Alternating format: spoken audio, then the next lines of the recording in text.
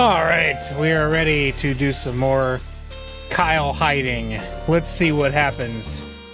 We're in chapter 7 and... oh! Take 3 steps and hear your door alarm go off. Simulator. My buzzer suddenly sounds. Who's that? Who could it be now?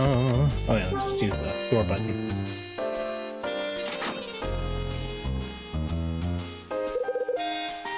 Are you Kyle Hyde? Says Feet. Okay. Yeah, that's me. I got a small package for you. Another package, huh? Who's it from? The label says Jeannie Hyde. Oh, that's right! She did say she was, sending us something. Must be the one Mom sent. I take the small package. So this is what she was talking about when she rang. I put the small package that just arrived on the table. Is it more alcohol? I'm gonna have a real fun Christmas. On the table is the small package that arrived from Mom. I take off the wrapping and open the box inside. Looks like Mom wrote me a card.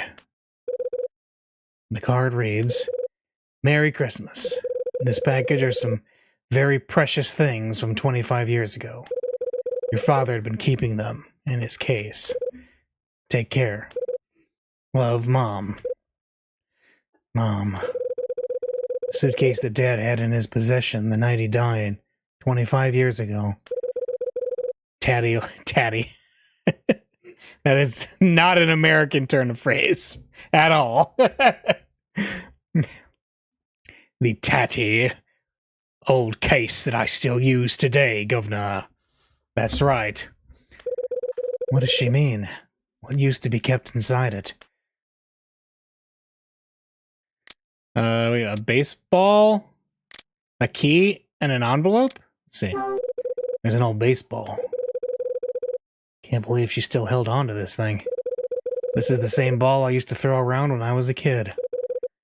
Now I think about it, it was the ball Dad and I used to play catch with in the park. Looks like a car key. What the hell's this? It's a car key, alright, but I don't have any particular memories about it.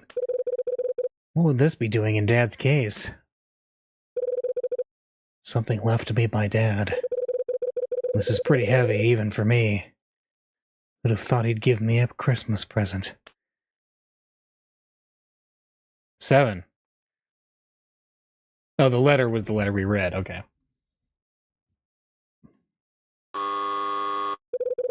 My buzzer suddenly sounds.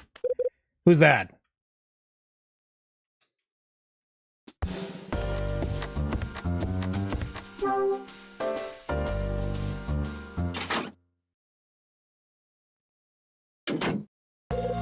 So you are here! It's Tony.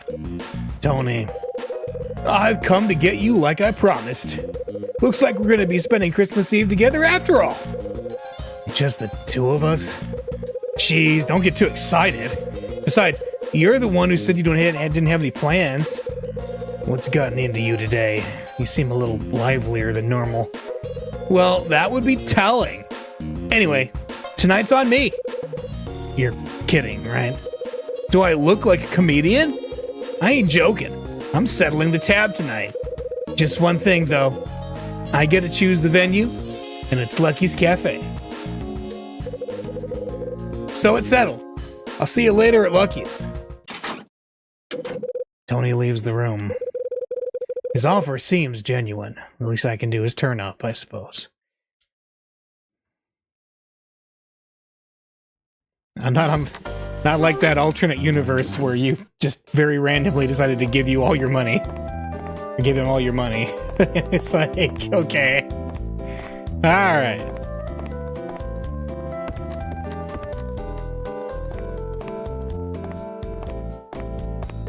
Lucky's, eh?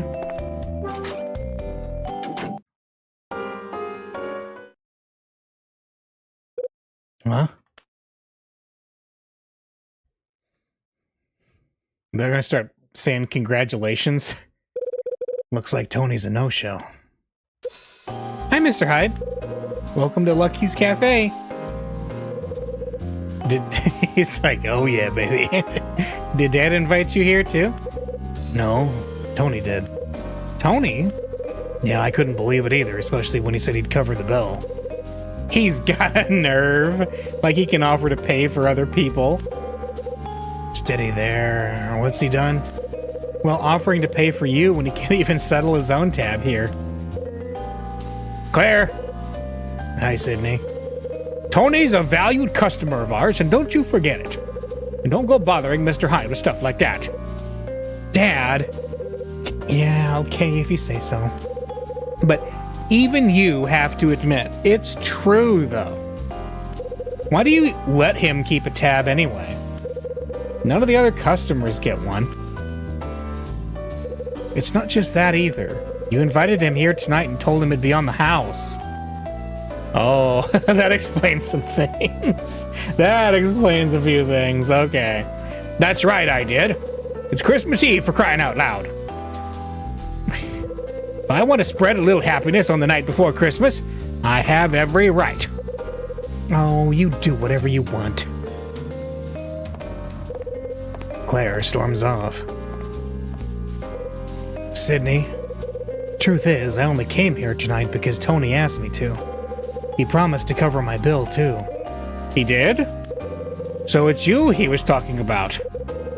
That's quite amusing. Sydney, quit laughing. What's so funny? What's so funny?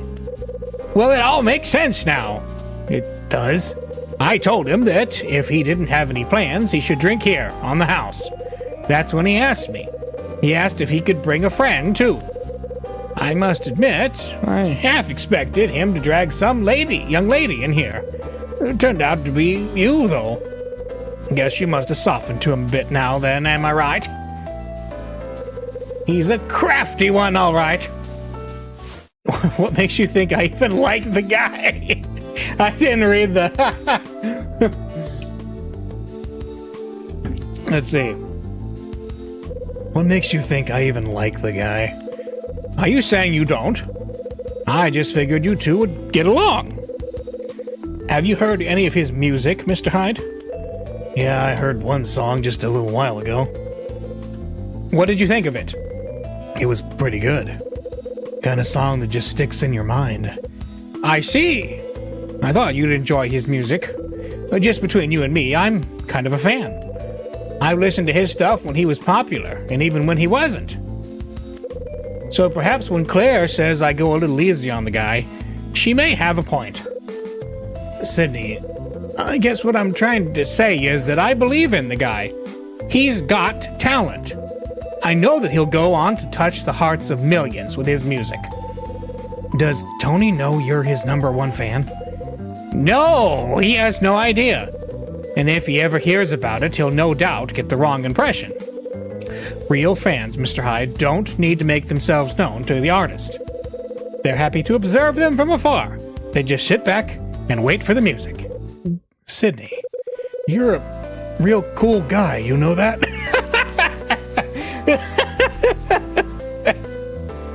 I wasn't expecting that. That's great. It's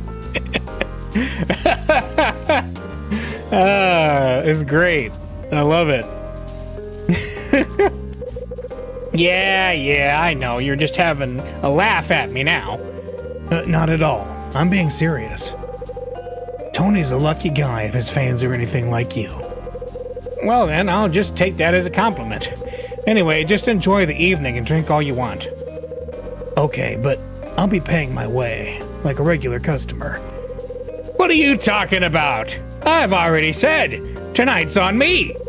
After all, this could be the last chance the two of you have to grab a drink here. Come on, I insist. I guess there's no sense arguing with you. I guess Tony will be here any minute. I'll come back round then. Sure.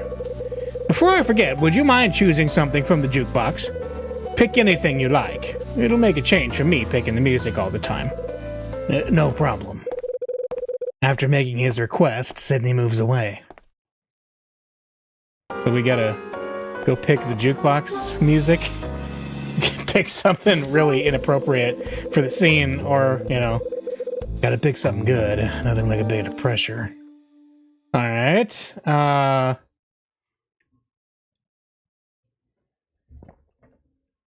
Let's think. What do we got? I'm gonna find something, like some tense music. Let's see. The game over theme? That's the you screwed up and you're getting thrown out theme. Let's see. So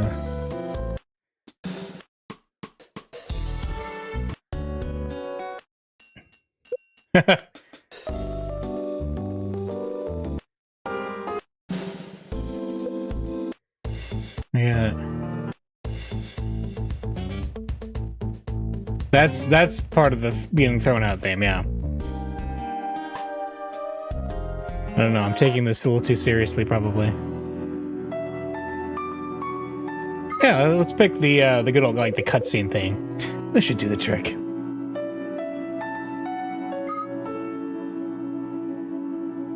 Alright. Oh, Tony. Tony? Is it Tony? Huh? Yeah. Hey, Hyde! Hi, Tony. Go talk. Cool. Different vibe in here than usual. Someone's picked some good music tonight. Yeah, Sydney asked me to choose something. Yeah, I could feel it. This always was one for the sentimental people. Spot on. Right, down to business. This is a night for hitting the drink. What'll it be, Hyde? What are you having? Me? Well, seeing as it's Christmas Eve, I suppose the most obvious choice would be champagne. A few glasses of that and something swanky to nibble on as we go. Perhaps a couple of sips of that 20-year-old brandy, too. Sounds like you've planned this whole thing. Pretty extravagant, too. And why not? It's Christmas Eve. Time to get a little wild. Sounds like you're serious. Maybe you should consider lowering the pace. You don't want to bankrupt Sydney. What? I heard about how he invited you down here for drinks on the house. Oh, damn, so you knew all along? Yeah, I have ways of making people talk. Yes. Oh man, so I've gone and embarrassed myself again in front of you. Don't take it so hard. What's a little embarrassment among friends? What? Did you just say what I think you said? Say what? Unless I'm already drunk, I thought you said something about us being friends. Yeah, I might have slipped out. What's so funny?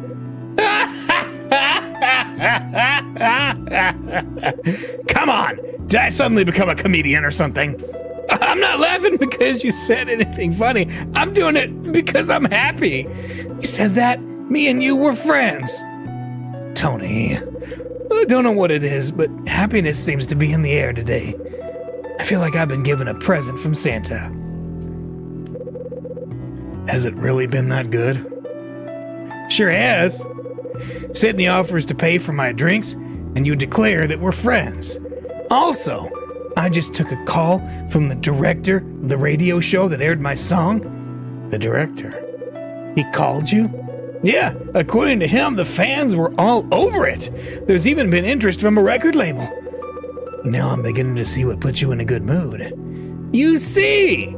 This could even be my return to professional music. That'd certainly be a bonus. I can't say I'm not a little worried, though. Worried? Why's that? I'm worried about the demo tape. The director told me he'd be happy to hand the record label a demo tape. Thing is, before he can do that, I need to put one together. Without any cash, how am I going to afford studio time? Oh, I just happen to have some money that I bet the game's going to be like, hey, maybe you should give it to Tony. Yeah, Kyle's way is just showing up and having everyone dump all their history on him for the sake of story advancement. Yeah, that's like... People just kind of say things to him. He just kind of has that sort of face, I guess. If I had that, I'm sure I could knock together an awesome demo tape. So I'm worried that I'll blow my big chance just because I couldn't get enough money. Look, Tony, would $1,000 be enough? What? Yeah, we're gonna do it. Would $1,000 be enough? 1,000? Yeah, with that kind of cash, I could put together something that'd blow their minds. If that's the case, why don't you take this? Are you serious? But this is... It's a check for $1,000 and it's bona fide too. Take it. Hold on. I can't take this, man. Sure you can. Do what you said. Put together that demo tape and knock him dead. But what if the tape doesn't make it? Lay off the modesty, it doesn't suit you. This is your chance to get back in the saddle. I know, but still. Listen, Tony. You need this money, right? There are fans out there waiting for you to get your ass back into gear. Besides, it's not like this is my life savings. I won it in a quiz. Just take the damn thing. And you're sure about this? Never been surer. And you'd better make it disappear before I change my mind. Done! You're the man, Hyde. You won't regret it either. I'm not gonna waste this chance. If you do, you'll have me to answer to. So, are you ready for a crazy night together with me, Hyde? Well, until you said that, I was.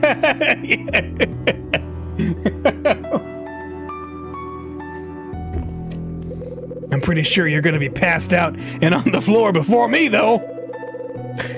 We're just two guys drinking together on Christmas Eve. What could possibly go wrong? That's what I'm talking about! Ha ha! Tony, you two sure can make some noise, even without any drink. Well, Sydney, it's only gonna get louder. Yeah, I gathered that. No sense in going hungry, though. Food's on the way. Shouldn't be too much longer now. You're just trying to slow us down. Not at all, but I will say you've got the entire night, so why rush? Perhaps while the two of you are waiting for food, you could play a game of billiards. Sydney leaves us to ponder his words. Well, you want to play? Sure, why not? Then it's on! Oh no, is this going to be like the bowling? I can tell I'm getting old because even thinking about drinking that much makes me sick. Yeah, that's kind of how I feel about it. Billiards. So, are you some kind of hustler or what? Back in the day, maybe, but it's been a while since I played. How about you? I'm not bad. I play a bit. A bit, huh? How about we make a proper game out of this? Now you're speaking my language. How much you want to lay down? Good question. How about $1,000? No. How about if I win, you sing one of your songs? Sing? Here? Yeah, make the song I heard on the radio the other day. I'd like to hear it again. It's a deal. If you win, I'll do a live set. But if you lose, I'm gonna make you buy me a glass of this place's best beverage. Fair's fair, you're on. Now that's a deal, and there's no going back on it. Looks like I'm finally gonna get a taste from Sydney's secret stash. Save that kind of talk for if you win. So, how are we gonna play this? How about break shot? Break shot? Yeah, the rules are simple. Hit the cue ball into the rest and sink as many as you can. Just be careful you don't sink the cue ball, then you'll get a big fat zero. Person with the highest number of balls potted is crowned the winner. Okay, this is a little less intense than the bowling, I guess. So it's a one-shot match. Exactly. How does best of 3 sound? First to score more than 1 wins. I got it. Are you ready? Yeah, prepare to lose, because we have save states. We have the power of Zawardo. Yeah, prepare to lose. I'll go first then. Break a leg. No need for luck when you're as great as me. You can relax, Hyde. This will be over in a minute. There, you got 1. Got 1.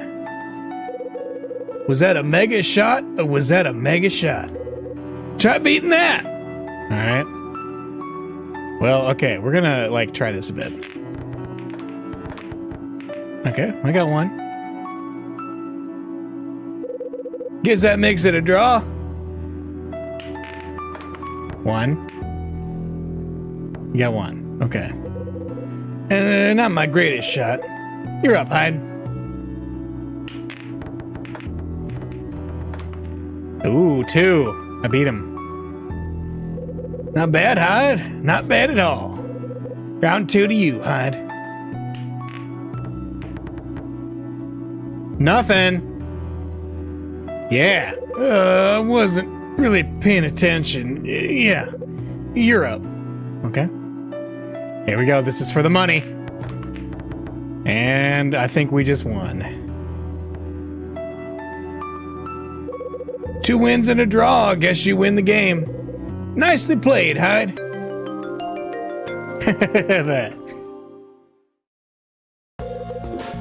Can't believe I lost. Victory. Sweet victory. I love that. That face. He's so happy. You sure you ain't a hustler? Where'd you learn those moves? Manhattan. Me and a friend I knew back then used to spend a lot of our time at a pool hall. You must have spent some serious time playing there. You managed to squeeze all that practice in while busting those perps? Pretty much. Was your friend in the force too? Yeah, that's right. You were practically inseparable. Was he a good guy? A fine, upstanding citizen like yourself? Yeah, well, he was taller than me at least. I hope you don't think I'm weird for saying this, but there's something really cool about 2 Manhattan cops playing pool in a bar. Looking back, it was pretty good fun. Billiards requires concentration and strategy, which Bradley and I appreciated a lot. We'd play it every chance we could get back in the day. If you could meet the me from back then, you'd be shocked. Just like you with your guitar could easily be mistaken for a cool guy. I was kind of slick back then myself. I was something of a cool guy myself. You're still a pretty cool guy now too, you know? A little more tired looking perhaps, but still. Hey, watch it.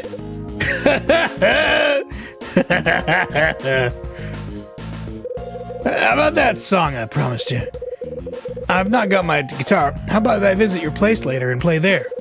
About that. I'd like to change the plan slightly. Instead of playing it for me, there's someone else I'd like you to play it to. Oh yeah? Who's that?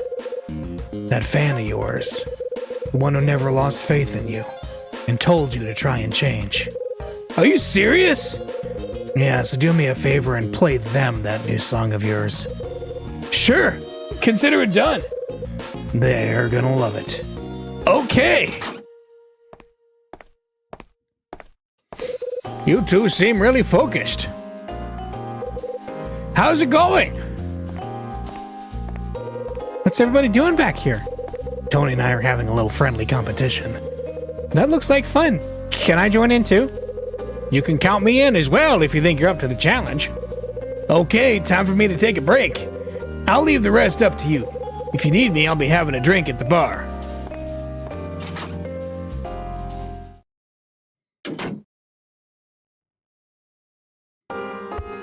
So we're gonna fight Sydney now in the So, Mr. Hyde, are you up to taking me on? If you win, I'll crack open a bottle of finest vintage bourbon I've been keeping. What do you say? Yeah, prepare to lose.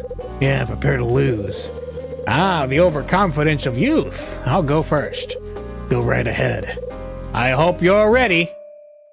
This, I like this is now Pool Simulator, and I love it. Watch and learn. Nothing. I don't think I was on form for that one. You're tired, Mr. Hyde. Uh-huh. Look at that. Oh, no. Wait, that didn't happen. I didn't sink the cue ball. No, sir. Well done. And the first round goes to you, Mr. Hyde, through the power of time travel. All right. Nothing. Okay.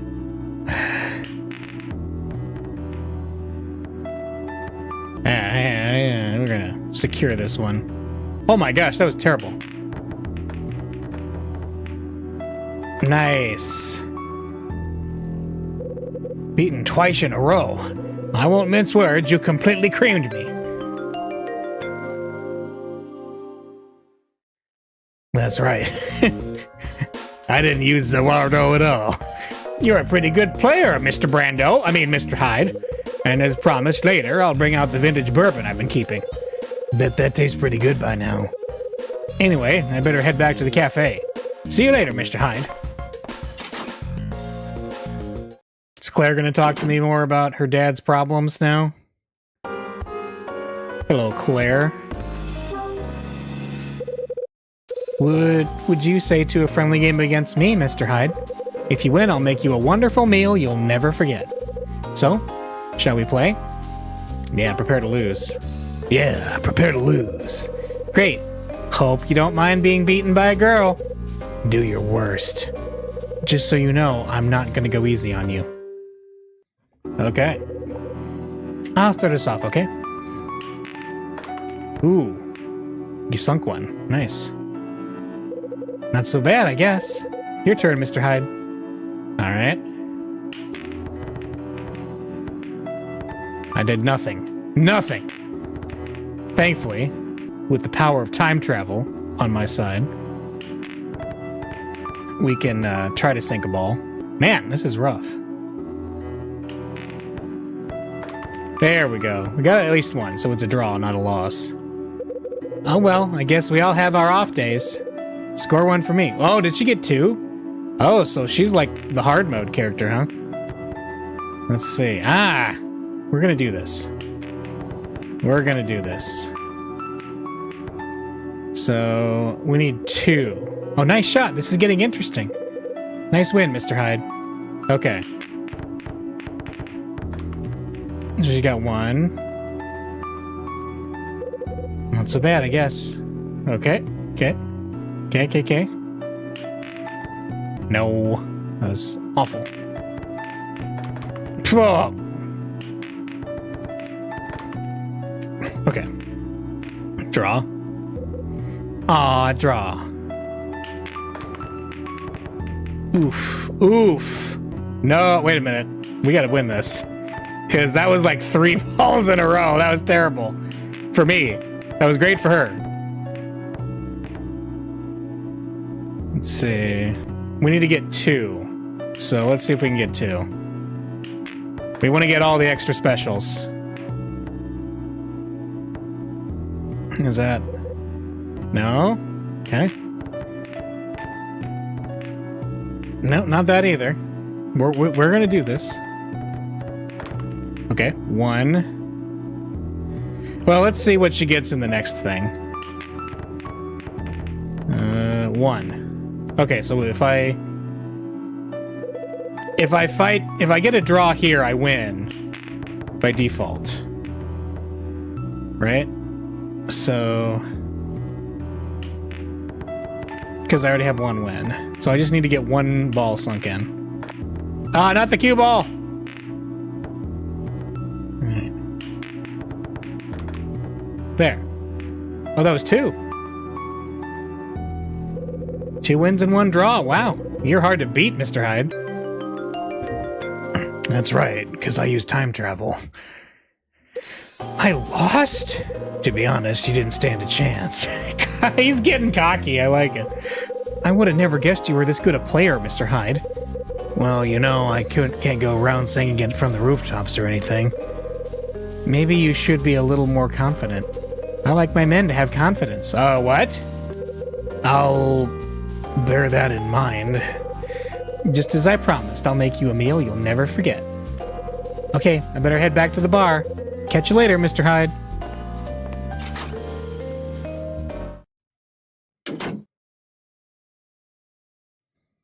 All right, so we just got done.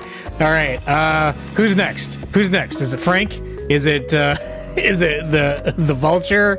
Is it Frank Raver? Come on, Dylan. I'll fight them all. I want everybody to give me special Christmas presents. Okay.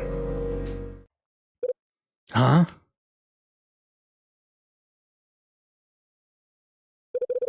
It's Will White. I think this is the first time I've seen him in here. Huh? Is he looking at me? As I briefly make eye contact with Will, he reaches out to the glass on the counter and drinks the contents down to one. After that, he steals another glance at me.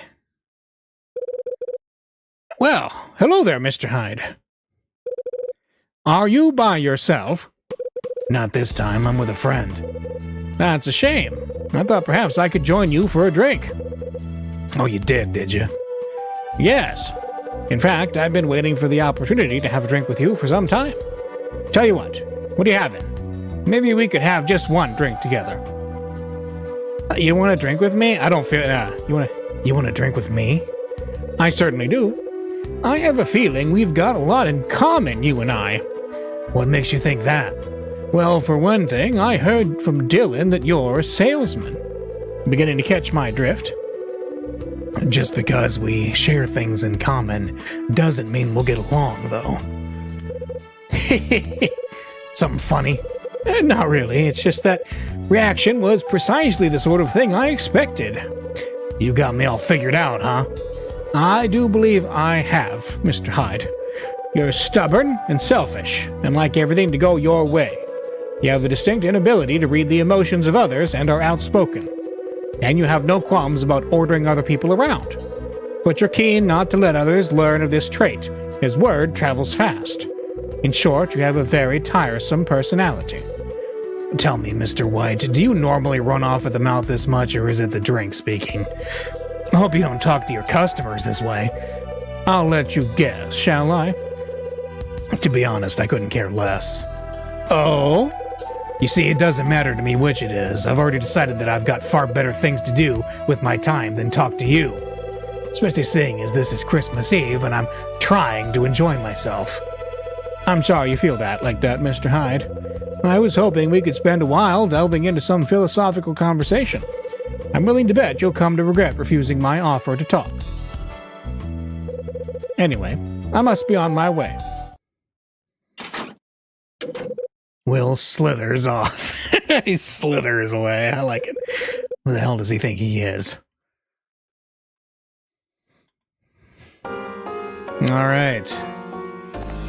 Now let's talk to Sydney, I guess. Oh, huh? Betty. I know it's technically still a day early, but Merry Christmas! Betty! Oh, hi, Tony. Looks like my luck's really in today. I didn't expect to see you here. I thought you said you had plans this evening. Yeah, I did. I had lots of them, but they kind of disappeared. Is that so? While you're here, though, about that present I promised you before? It's okay, Tony. Besides, I'm more interested in having a few drinks. How would you like to join me? It'll be my treat. Would I ever? Typical. First sign of some skirt and he's off like a flash. I'm sorry, Hyde, but you know how it is. Hey. Lousy trader. Don't mess with... Yeah, we'll be supportive. Don't mess this one up. You got it! Did I miss something? Do you already have plans? Me? Plans? Not a thing, baby! Okay, that's good. You had me worried for a second there. Anyway, do you know any good places? Sure do. Leave that to me. Okay. Just give me a moment, will you? Hey, Hyde, can I ask you something? What is it? Seriously, are you okay? Let's ask. So where are you taking her? I gave the impression I knew plenty of decent places, but the truth is, I can't think of one. You gotta help me out, man. Do you know anywhere decent? That's a tough one. How about taking her to the place we went to before? The atmosphere was pretty good, and you could play her your song. True. Plus, I got a tab running there, too. Thanks, Hyde. I'm gonna take your advice and head there. This is your moment, Tony. Don't mess it up. You might not get another one. I hear you loud and clear. Okay, let's do this thing. Tony leaves the cafe together with Betty. Here's hoping. That Tony's got a nerve. I was gonna let him spend the evening here on the house. Guess that just leaves me and you to enjoy the evening. Guess so. Time for some drinks. Oh, Mr. Hyde. Claire, your food's ready. But where's Tony got to? He got a better offer from Betty, I'm afraid. What? He left without even tasting my delicious food? Forget about him. He's not worth it. I'll give you this. That food sure does look good. So good, in fact, that I think I'll take care of Tony's portion, too. You will? Better than wasting it. Thanks, Mr. Hyde. Hope you're ready to enjoy our special Christmas Eve banquet. I'll bring it over to your usual seat. Thanks. That sure smells good, and I'm starving.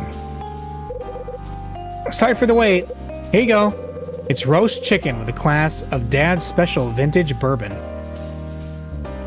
Whoa! The bourbon's from Kentucky, aged 20 years. And the roast chicken has been roasted to perfection with crispy skin and juicy stuffing. Sounds delicious. Well, I sure hope it is. Enjoy! Claire leaves the food and drink on my table and moves away. There's a delicious-looking roast chicken and vintage bourbon laid out before me. And that smell sure is fantastic.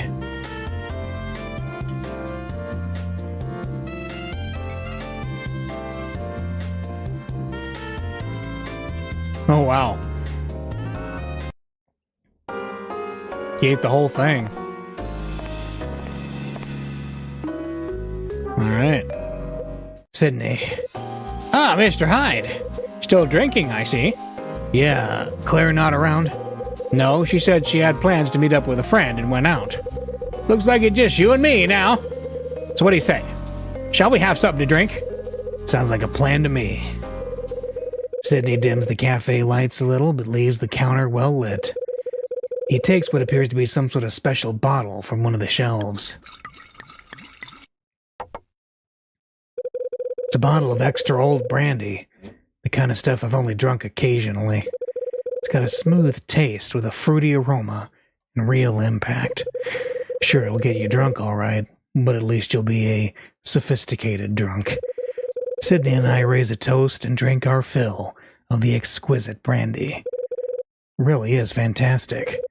You really know a good drink when you have one, Mr. Hyde. You're just like my ex-wife in that respect. Is that so? When we used to run this place together, we used to have a quiet drink, just the two of us, after closing time. Why did the two of you separate? It's jumping right to that, wow. It wasn't her fault, it was mine. I was way too stubborn. I can see it so clearly now. But it's far too late to do anything about it now. Looks like I'm getting lost in my thoughts a little here. By the way, have you ever heard a song called Promise? Can't say I have. I think this might be the perfect night to play it. The perfect night? Can't think of any better time than when you're alone on Christmas Eve. If you've never heard it before, you'll really get the most out of it tonight. Sydney places a single record on the counter.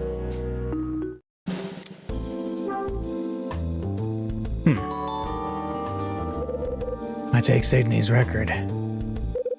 Quite an old one you got here. Yes, it's old all right, but just brimming over with memories. There was only one copy of it at the shop I went to, and I was keen to buy it. Thing is, Claire's mom had gone there for the exact same reason. Let me guess. That's when you fell in love, right? Absolutely. It was love at first sight. What kind of woman was she? She was the best. At least the best for me. Do you still feel that way even though you're separated? Of course. What am I saying? You're pretty good at making me say the most embarrassing things, Mr. Hyde. Believe me, I'm not trying to. I like it. People just do it. Another drink? I think I've reached my limit. Then it's probably time for me to shut this place up for the night. Thanks again, Sydney. I had a great time. Me too, Mr. Hyde. Me too.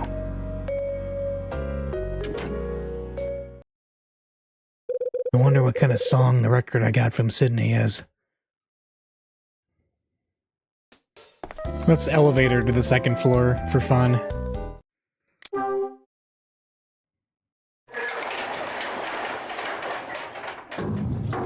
That was fun. That's kind of like the scene at the bar in Hotel Dusk. Kind of reminded me of that. That was cool. All right.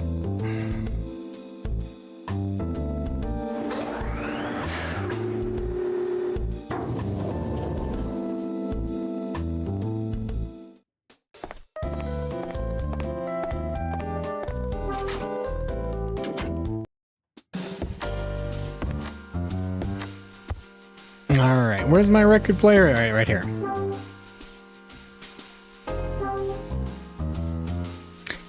Promise, a song that means a lot to Sydney. Maybe I should give Sydney's record a listen. Alright.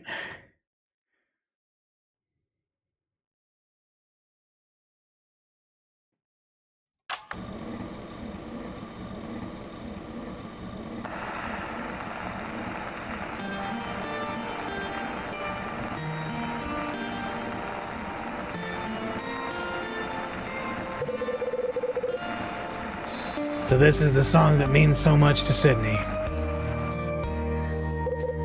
Promise, huh? The kind of song that makes a person depressed if they listen to it alone. Yes, this is the final Christmas Eve I'll be spending in this apartment. Okay. I think it's time I gathered my thoughts about all that's happened.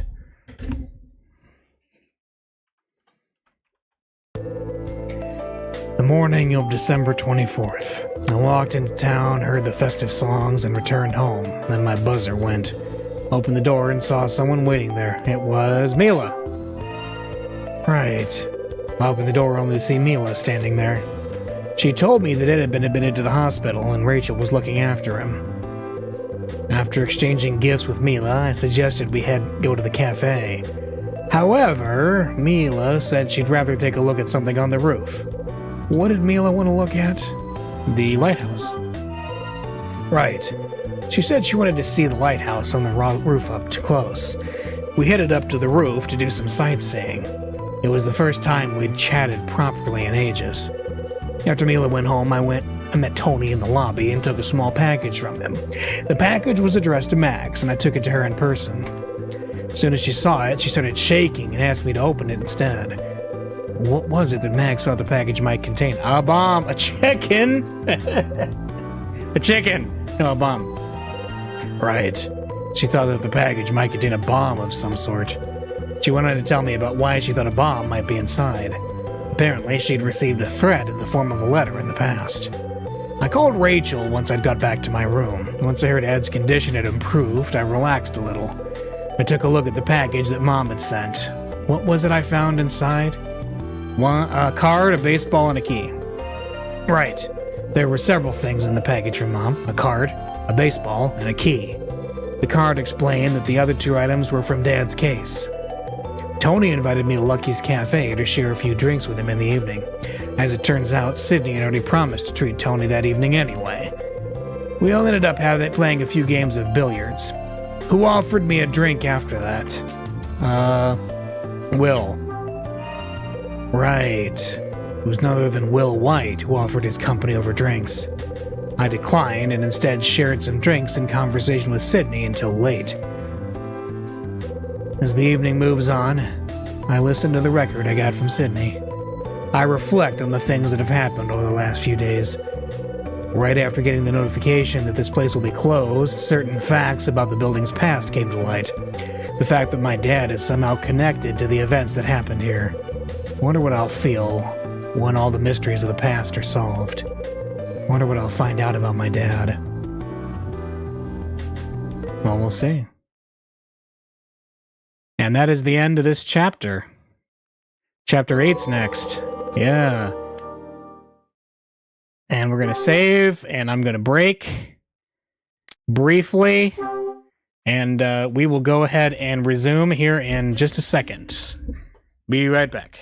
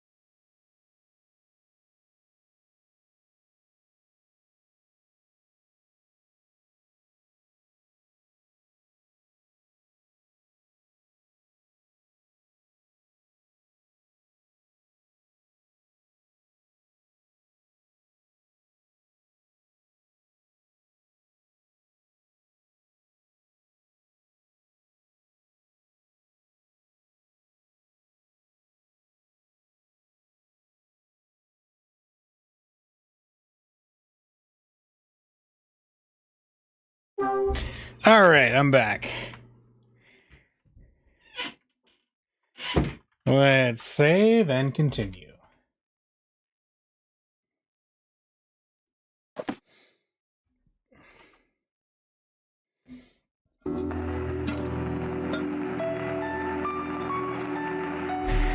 Ed.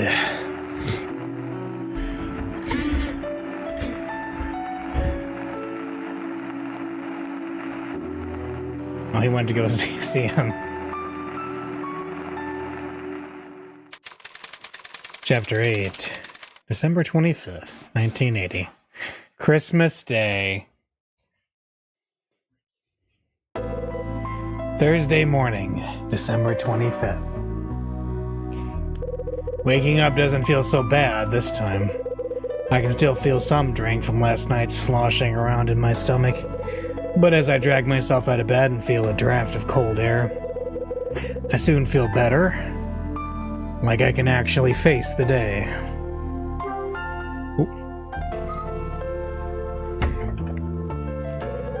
Open the blinds and stare out of the window. The rain that was pouring down during the night must have stopped sometime this morning.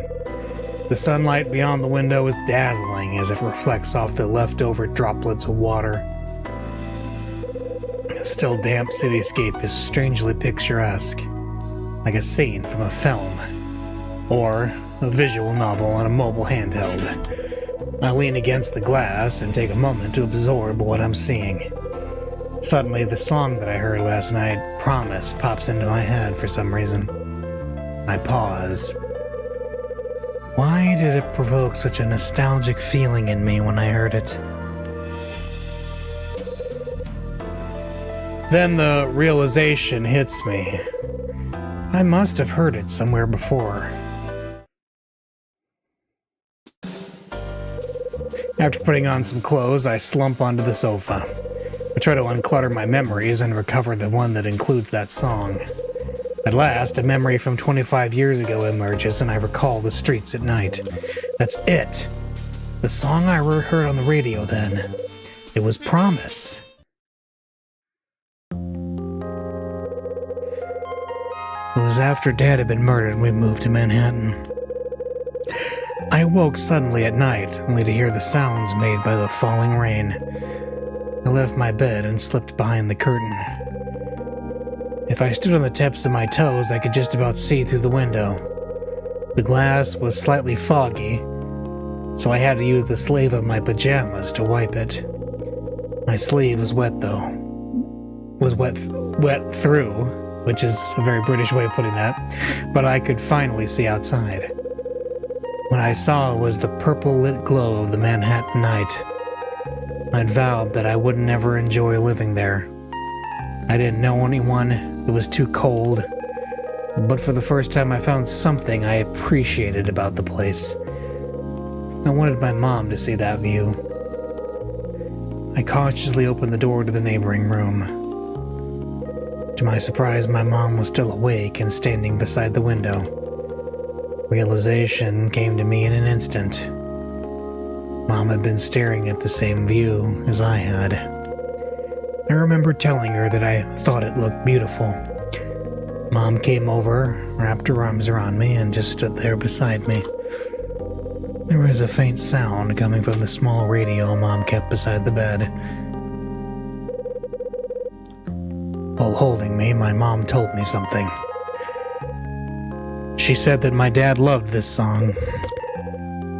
As I looked up, my eyes met those of Mom. And for the first time since we arrived in that town, Mom looked different.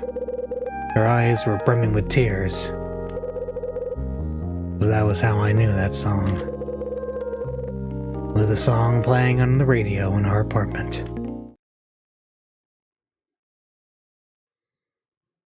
Oh, okay. Scene over. We're back. We're back in control.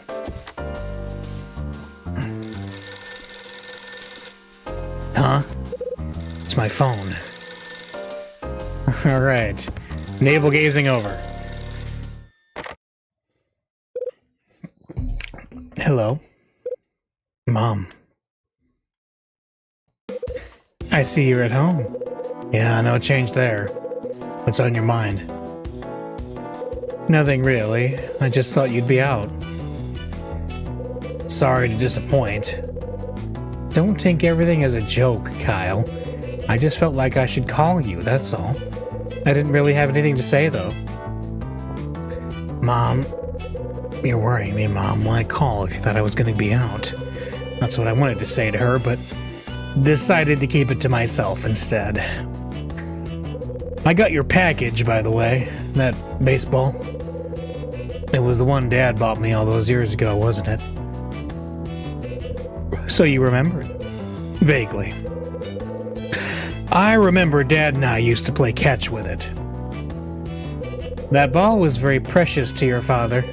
I think the reason was that you told him you wanted to be a baseball player. I remember saying something like that when I was a kid. Your father kept that ball so that each time he looked at it, he could see your smiling face, telling him you wanted to be a pro one day. Kids say the craziest things. I don't remember that key, though.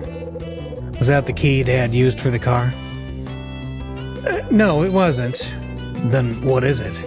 When the case came back from the police, it was inside. It was there together with the baseball. I haven't got a clue what it's for.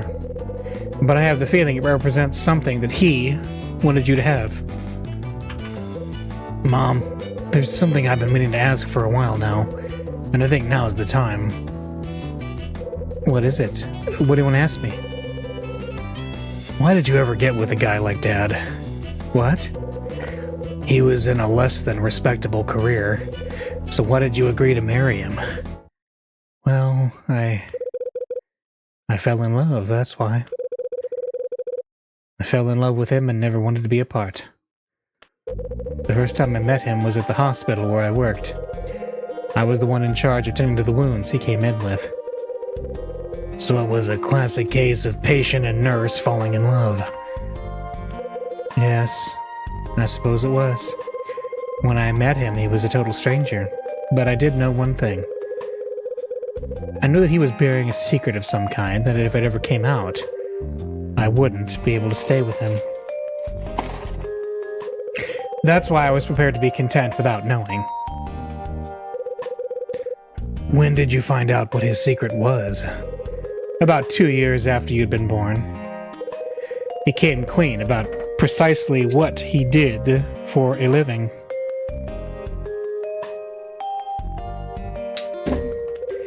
You mean he told you about the safe cracking? Yes. But once you knew, didn't you try to stop him? Kyle, maybe if you had, we wouldn't have had to live off the money he earned by ripping people off. And he wouldn't have wound up dead 7 years later. Ooh, it's getting ugly. It's not like that, Kyle. Then what is it like? After you were born, your father... He wanted to make a clean break and give up that line of work, but his associates weren't happy with his decision, and he... So he just kept on cracking safes? How can you just forgive him like that? Kyle. After hearing me shout down the phone at her, Mom drifts into a strange silence. Maybe it's because this was the first time we've ever discussed Dad so openly. I'm starting to regret bringing the subject up in the first place. Let's stop talking about this. Yeah, maybe you're right. Kyle, when you're ready to forgive your father and me, perhaps then we can continue this conversation. Merry Christmas, Kyle. Mom.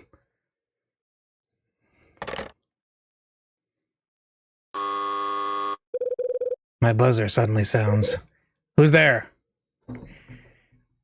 Let's answer.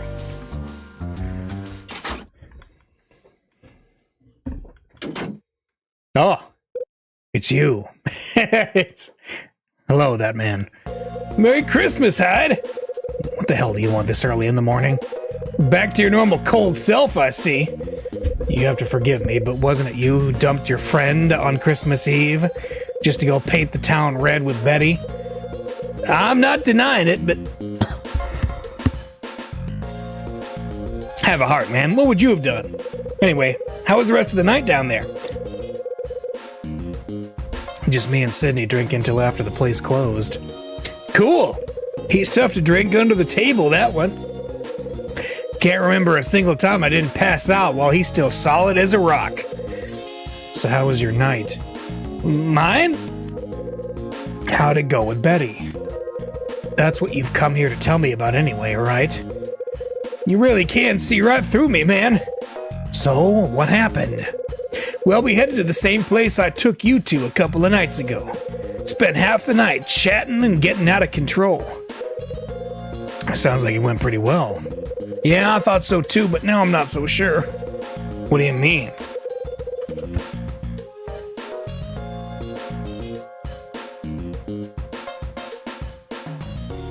I'd actually kind of given up on Betty. But then she went and said some pretty confusing things. Then she told me to give something to you. Something pretty weird. Uh-oh. What is it? Let's see. What did Betty say? We'll do that. What did Betty say? She was a little drunk and slurring her words a bit, but she was going on about how there are two guys she likes. One who sets sparks flying, and one she cares about in a different way. Cryptic. Her words, not mine. I just sat there nearly falling off my stool. But on the next thing, she said sure threw me a hell of a curveball. Tony, she said, what do you do when there's someone that you really care about who's close to you, you know? Someone you've been friends with for a while? How do you tell them how much you care about them without them freaking out? Did she say anything else? Yeah, she said the other guy's history now, and I want to take it further with that friend, but... So what had you so confused? That's the thing.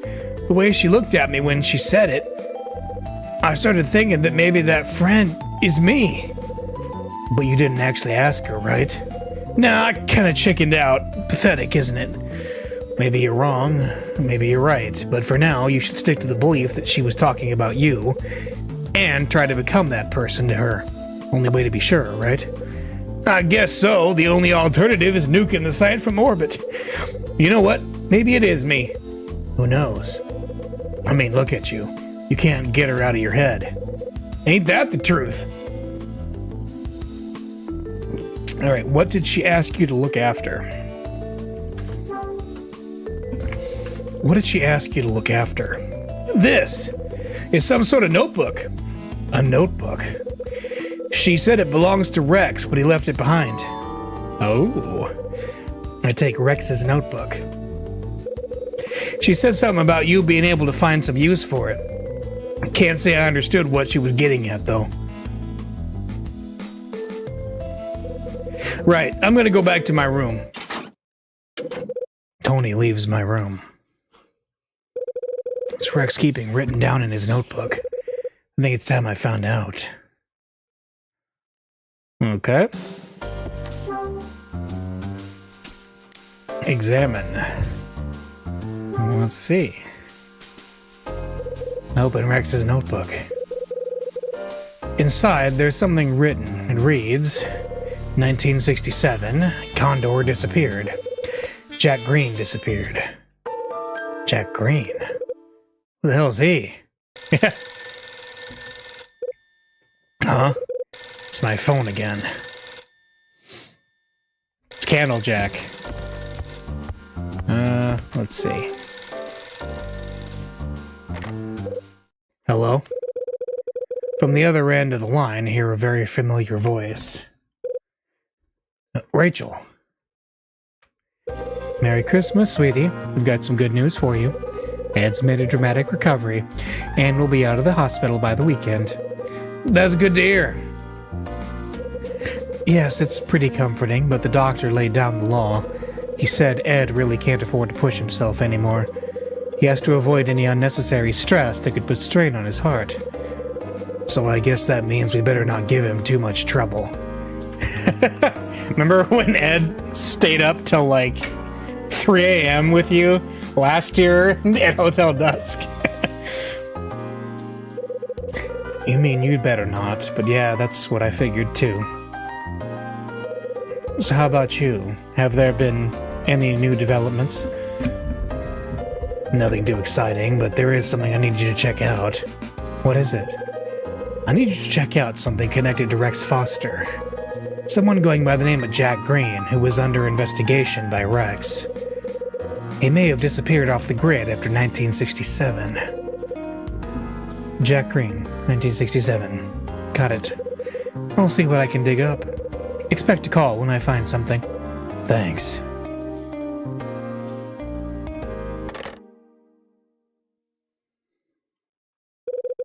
Looks like I'm gonna be at a loose end till Rachel gets back to me about Jack Green. Hang on. I just remembered. I need to return Sydney's record to him. Alright, let's go return it to Sydney.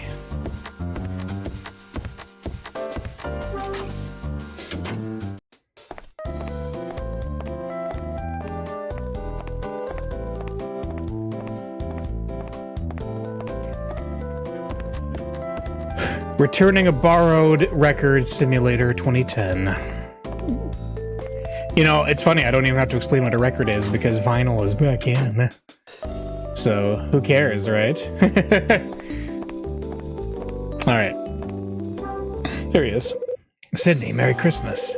Merry Christmas, Mr. Hyde. Thanks again for last night. It was a refreshing change of pace.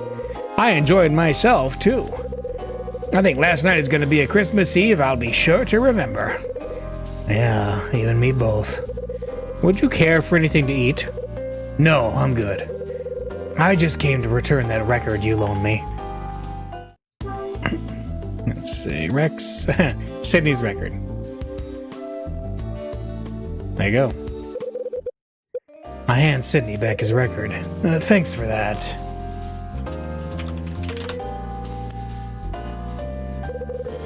Did you listen to it? Yeah, I took it home and listened to it all night. Is that so? It's not the kind of thing I usually listen to, but the song's nostalgic to me. Thanks to your record, I had a bit of a sentimental moment. Alone in my room. Ah, it does you good to come out of yourself from time to time. Yeah, I think it does. Actually, Mr. Hyde, there was something I wanted to talk to you about. Oh, yeah? Actually, What is it? Just come out and say it. I wanted to ask for your help with something. It's about Claire. Has something happened to her? She's been acting funny ever since she got home last night. And she hasn't said a word to me all morning. However many times I ask her, she won't say a thing. I'm at the end of my tether. So what do you want me to do? I want you to find out what the problem is. Would you mind speaking to her on my behalf?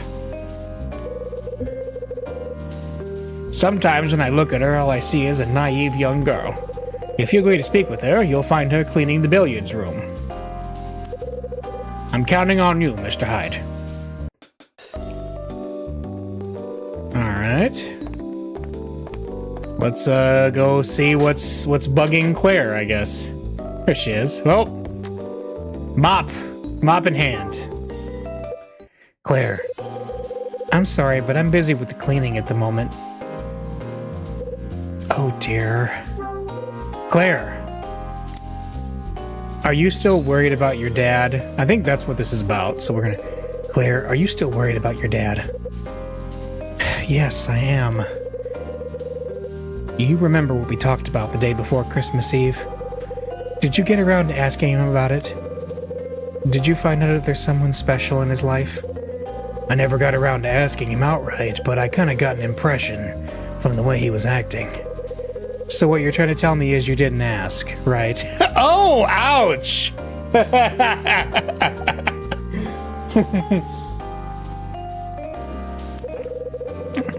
I'm not interested in maybes. I need to know for sure. Claire, after all, this could be the last chance. I knew it. I just knew it. I had a feeling all along that he wouldn't keep his promise. Oh, what's that about? The last chance for what? The last chance for what, Claire? The last chance for him and Mom to get back together. If Dad doesn't step in and do something right away, it'll be too late. Mom's gonna move to Boston. That's what I mean when I say this is his last chance. So you're holding out hope for your folks to give it a second try, is that it? That's right. I want them to get back together more than anything. I've been wishing for it for ages now. I see. That's where I was last night, Mr. Hyde, with Mom. That's when she told me about her plans to leave for Boston. I asked her straight if she'd give Dad a second chance and try to start over. But this is how she responded. She said that she still loved him even now, but that she couldn't return to Lucky's Cafe. Sure, it has good memories for her, but it also has some bad ones too. She was scared that returning here could bring the bad ones back, and she couldn't stand it. What kind of bad memories? Memories about Dad's loans. She told me all about it. After they fell out, business started to decline at the cafe. Mom hated the idea of borrowing money off a certain person, but Dad did it anyway. That's what eventually led them to them breaking up. Oh. Well, let's talk about his promise. Claire, what promise was that? It was one Dad made after Mom left. What did he promise? He promised something on the first Christmas without Mom. It was a sad Christmas for me. Dad was busy at the cafe and I was all alone. I waited until after he'd finished work and returned home. He was a little drunk when he got in there, though. Still, when he saw me, he pulled me into a hug and said that we would find happiness. Just the two of us. He promised that we'd be happier than we'd ever been before. Go stay at Hotel Dusk, room 205, or 215, yeah. Happier than ever been, huh? He forced himself into a smile at the time, but I knew the truth. I could see past his smile into the tears that fell from his eyes. I knew that Mom leaving was the hardest thing he'd ever had to deal with in his life. That's why I promised him something too that night. I promised that I'd also look for a way for us to be happy. And that's why you started to think of them getting back together, right? Right. That's all I've thought about since. But I don't know about what Dad's thinking anymore. Who was the person he borrowed from? Who was the person he borrowed from? It was Mrs. Patrice. Mags? That's what I heard. He got the money he needed from her. Mom's never been able to forgive him for that. And you knew about this? No, I had no idea. I'd never heard about it until last night. This is the last thing Mom told me last night. She said Dad still hadn't repaid all the money he borrowed. Who was I trying to kid? Dreaming that Mom and Dad would get back together and we'd all live happily ever after? I certainly let my imagination get the better of me, didn't I? I should have known it was never going to happen. I was stupid to even think it could. Claire, as we get older, we learn to become more accepting of each other's shortcomings. I'm sure your folks are no different either. So if they really still love each other with enough to put that whole ordeal in the past, who's to say that your dream won't come true after all? My dream? It's all down to how much affection they still have for each other. I'll tell you what your dad told me last night. I'll tell you just how much your dad still loves your mom. Mr. Hyde, you take everything too much to heart, Claire. But sooner or later, both of them are going to sit up and notice how you're feeling. When that happens, they'll finally be able to answer each other's questions. That's why the best thing you can do is keep that smile on your face and stop sighing. You're right, Mr. Hyde. I need to look on the bright side. I'm still curious, though. What's happening about Sydney's debt? Yeah.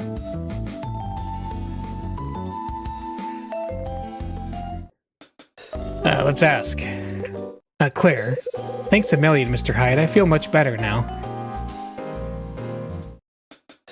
Oh, let's ask Sydney about it. Okay.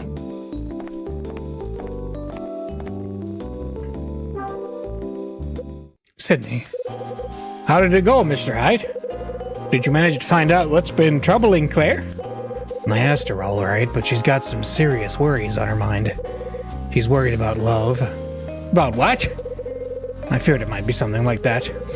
I should have known something was up when she left at that hour last night. So what's going on? Has she hooked up with some guy? Is he treating her badly? Whoa, hold on there, Sydney. Let's not jump to conclusions. But you just told me she's having problems with her love life. This is what you said, wasn't it? Not really, no. It's got nothing to do with her love life. She's worried about her mom and you. Her mom and me? It was her mom she met up with last night. You know what she's hoping? She's hoping that you and her mom will give it another try. So that's what it's all about. Also, there's something I need to ask you. What is it?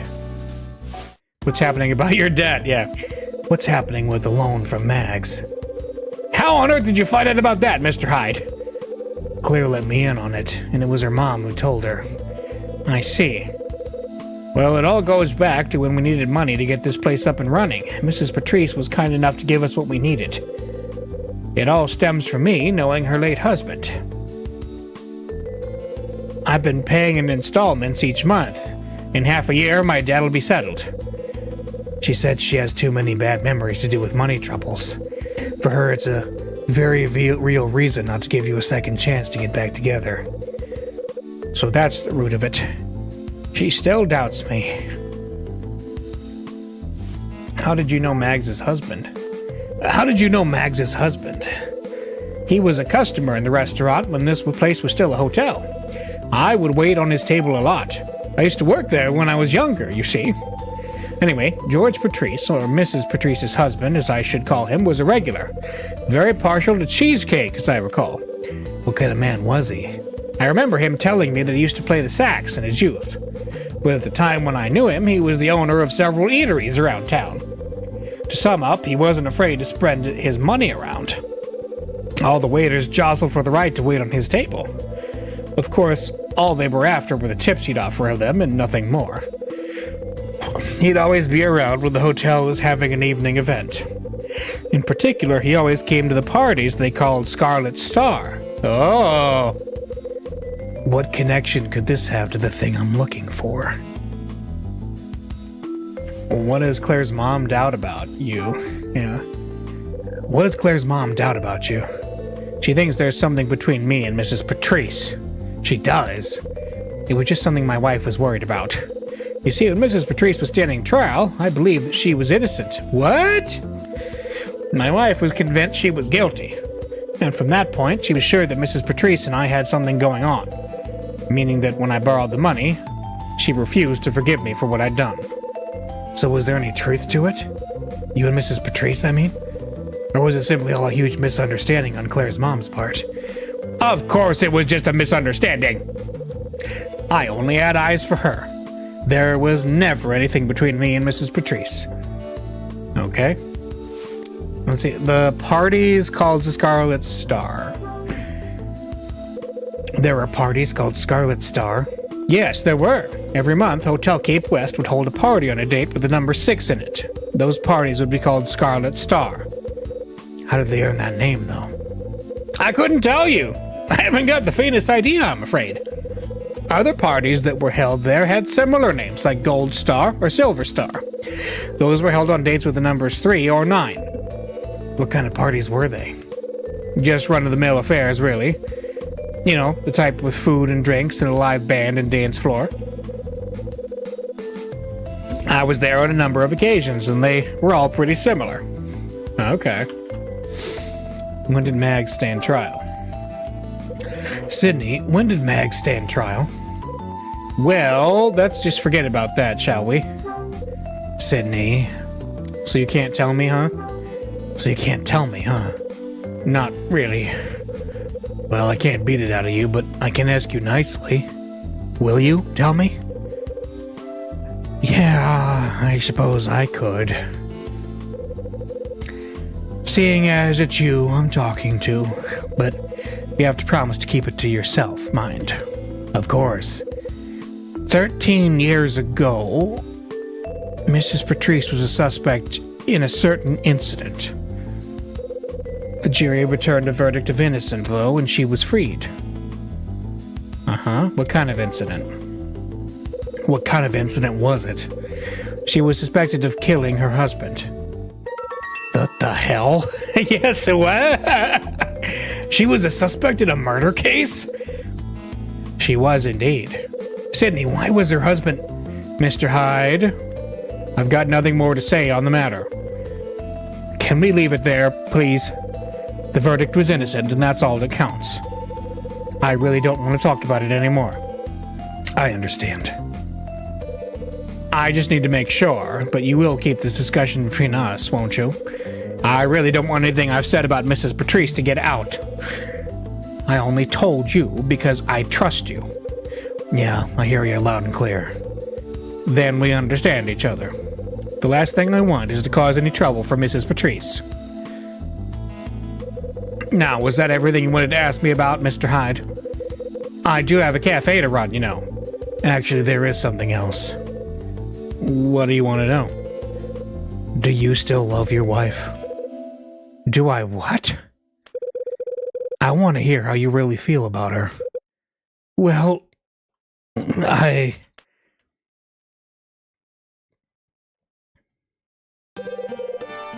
love her, and there's no denying it. I just haven't got the confidence to tell her.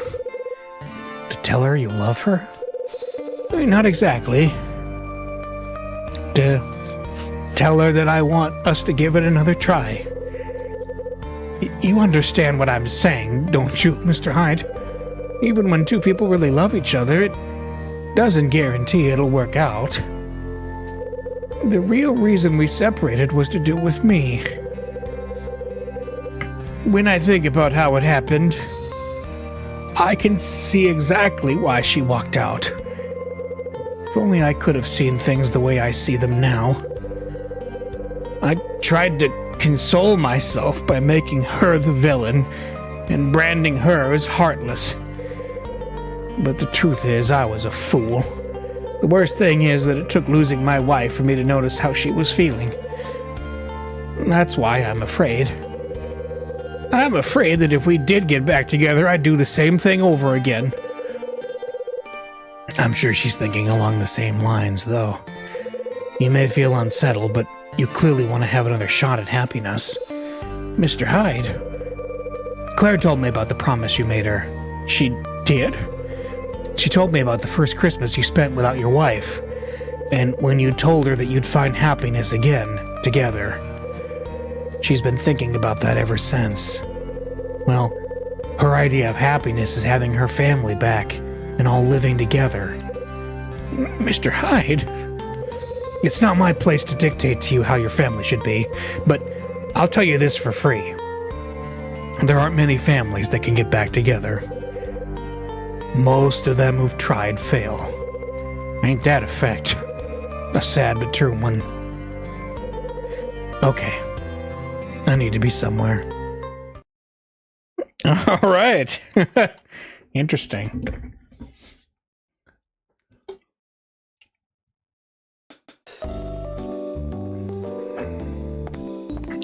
Where does he need to be? We're just kind of waiting on a phone call at this point, right? Something that Sydney said has got me thinking. He said that there was a person who always attended the Scarlet Star parties. I think I need to find out a little bit more about that person. Oh, so Mrs. Patrice? Well, let's go talk to her.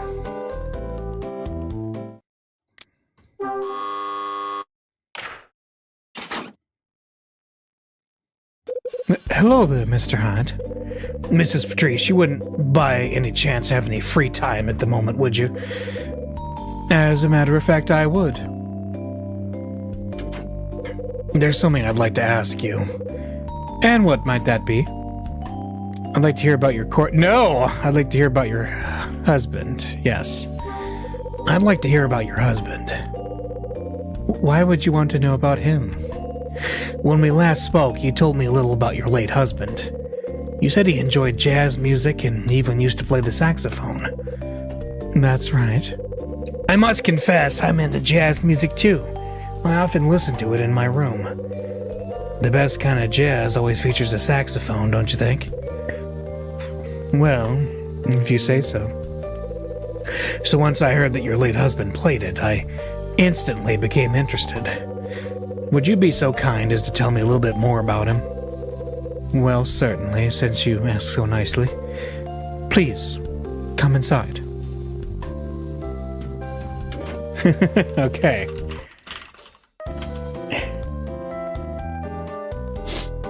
All right.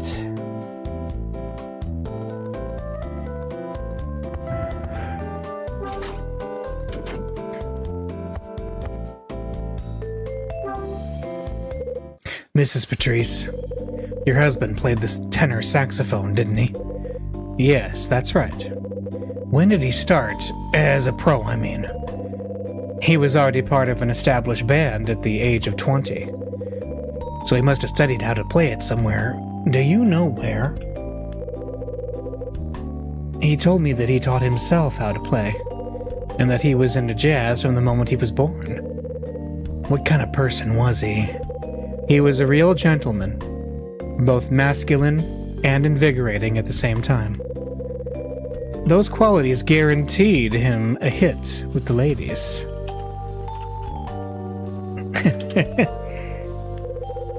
When did he throw in the towel and stop playing? I'm sorry? Well, he went on to run several eateries around town, didn't he? And he was a regular guest at the restaurant here too, right? Who told you that, Mr. Hyde? I looked it up. How about that? I looked it up. I found out all about him from an old newspaper article I got from the library. It was right there alongside one about your court case. It seems like you've gone to great lengths to investigate me, Mr. Hyde. Doesn't it? Whoa! Oh man, that's funny. That is funny. I guess it does. Oh, that's funny. Okay.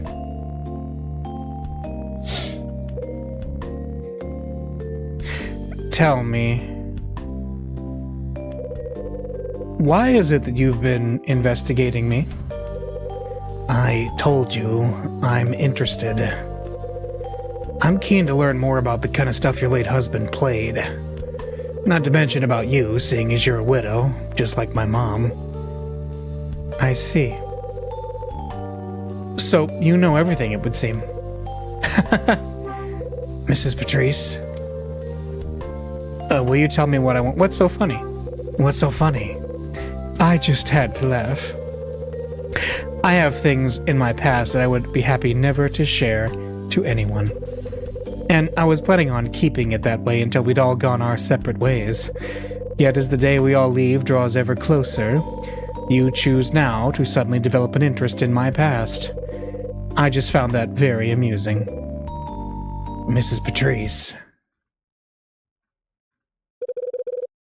I'll answer your questions. I was suspected of murdering my husband. That was 13 years ago. When he and I were living together, our house was burgled one day. The burglar struck me and knocked me unconscious. When I awoke, my husband's body was laying lifeless beside me. In my right hand, I was clutching the gun that was used to kill him. I was framed by somebody.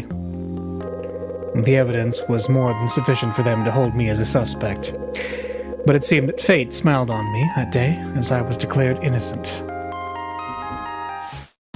Huh. Did they catch the real culprit?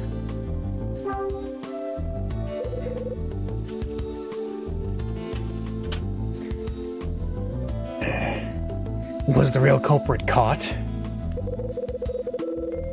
No, they never found him, and though I was declared innocent, people will always remember the accusations.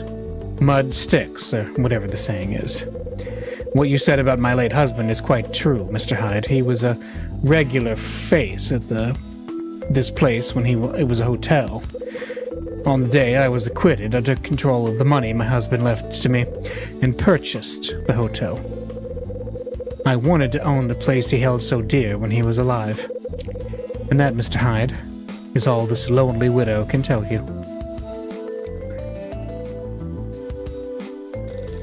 Huh? That appears to be the phone. Would you mind waiting here for me, Mr. Hyde? Is he gonna snoop? Mags makes her way into the other room to answer the phone. Guess I better stay here until she's done. Now I think of it. Oh yeah. I'm sure there's a photo of her husband around here. Let's go look. Yeah. There it is. There's a man playing a tenor saxophone in this picture. This must be George Patrice. Okay, and then this is them too. This picture has the signatures of George and Margaret on it. This must be a picture of Mags when she was younger. She's wearing a very uniquely designed necklace. It's a photograph in a frame. The photo is of a cheerful young woman. Okay. Photograph is of two young women. Based on their clothes, they must be dancers. It's a pretty old picture. It's one of the Mags, yeah. Huh?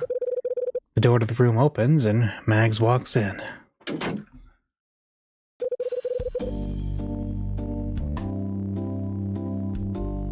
I'm sorry to have kept you waiting, Mr. Hyde. It's no problem. I took the liberty of looking at the pictures on the shelf. Oh, those old things. When was the picture of them taken? When was the picture of you and your husband taken? Right after we were married. The necklace you see still gets worn today. It was a present from my late husband and is one of a kind. It's an impressive item, that's for sure. I love this picture of us more than any of the others I have. I'm sure your mother has one of her own that she values above the rest, too. As Mags utters those words, I think to myself, Mom doesn't have a single picture of her and Dad. Not one.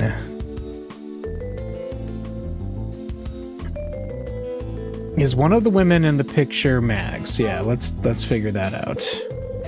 The picture hanging on the wall with the two women. Is one of them you? You're absolutely right. Can you tell, though, Mr. Hyde? Tell which one of them is me? Is it the uniquely... with the right? You're the one on the right. I am indeed. Well done. It was the woman in the shot with you. She was a dear friend of mine, a fellow dancer. A dancer? Yes, it may be hard to believe now, but I was once a dancer. Oh... What's wrong? My head, it hurts. Are you okay? I'm sorry, I sometimes get like this. It's my reminder of the events that took place during that awful time 13 years ago. You better rest. I'll leave you in peace. That's very kind of you. But before you go, Mr. Hyde, may I ask a favor? Please keep what I've told you today to yourself.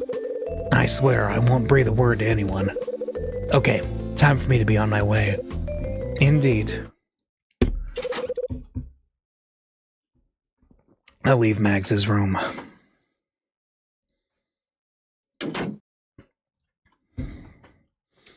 Mags. Seems she's had a somewhat colorful life. Mr. Hyde? Huh? Oh. Dylan? Can I speak to you? What's it about? You went to Mrs. Patrice's room, didn't you? Yeah, that's right. What did the two of you talk about in there? We talked about leaving this place. Yeah, we talked about leaving this place. I see. Are you curious? No, not really. Anyway, I gotta be on my way. Yeah. Nice. It's my pager. I better head back to my room. Alright. Rachel probably has some information for us on Jack Green, our new name to keep an eye on. All right.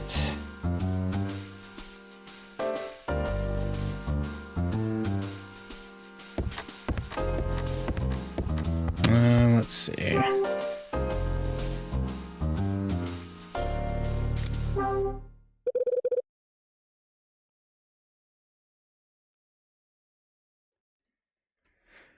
Time to give Rachel a call. Yeah.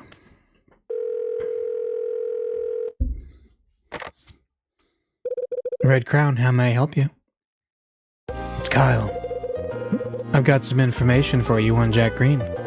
What did you find out? Well, his name appeared in the 1967 obituaries. It said that Jack Green, a 30-year-old reporter, died in a car accident due to major internal complications and blood loss. A car accident? Did you see who he reported for? I did. It was Los Angeles Beat, the same place as Rex Foster. Were the two closely connected? Yeah, they were. They spent 3 years working together in the editorial department. And what's more interesting is when Rex Foster quit his job, he quit just 3 weeks after Jack Green's death. After that, things really get strange. In what way? It turns out that Jack Green's final article was about the organized crime group Condor. The title was, unsurprisingly, The Truth Behind Condor. It was actually the first part of a series, but Green ended up dying. So only the first part was ever published. I really need to get a closer look at that article, Rachel. Understood. I'll see if I can get a hold of a copy for you. I'm counting on you. There's something else that stood out too. It's about the area the accident happened in. The location was along Route 971. I knew there was something familiar about the place, so I looked it up. It happened on a road between the Los Angeles Beat Company building and Hotel Cape West. There seem to be a lot of factors that suggest that this was more than a mere coincidence. You're right. Lastly, I've got a message for you from Ed. He left me a message? He said that there must be some kind of clue that connects the guests who attended the regular parties held at the hotel and the Scarlet Star. That's all he told me. I see. I'll be in touch when I have more information.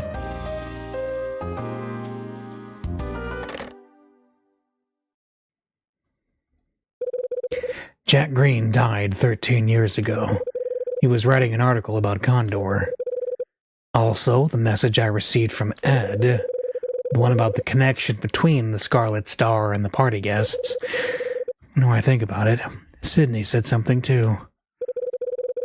He said he'd always be around. The hotel was having an evening event.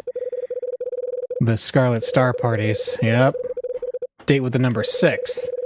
Scarlet Star, yep. The guests who attended the Scarlet Star parties. That's it. Maybe that photo album I found on the 4th floor can shed some light. Well, let's go check it out.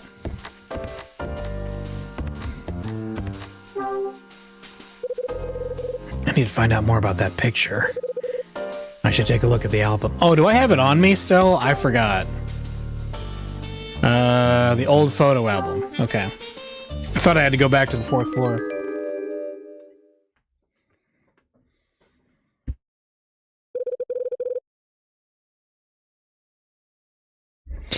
What am I looking for in these? Looking for Mags's unique necklace. Wait. That looks like Will White. Like a lot like Will White. I guess not him though. Alright, let's see. The red dress. Ah. Hey, I know that necklace. Of course. That's the necklace Mag's always had hanging around her neck. Which means this woman is it's Mag's Patrice. Oh ho ho! Just as I thought. Mags is in the picture of the Scarlet Star party. Looks like she just earned herself another chat with me. Alright. Alright, let's go talk to Mags.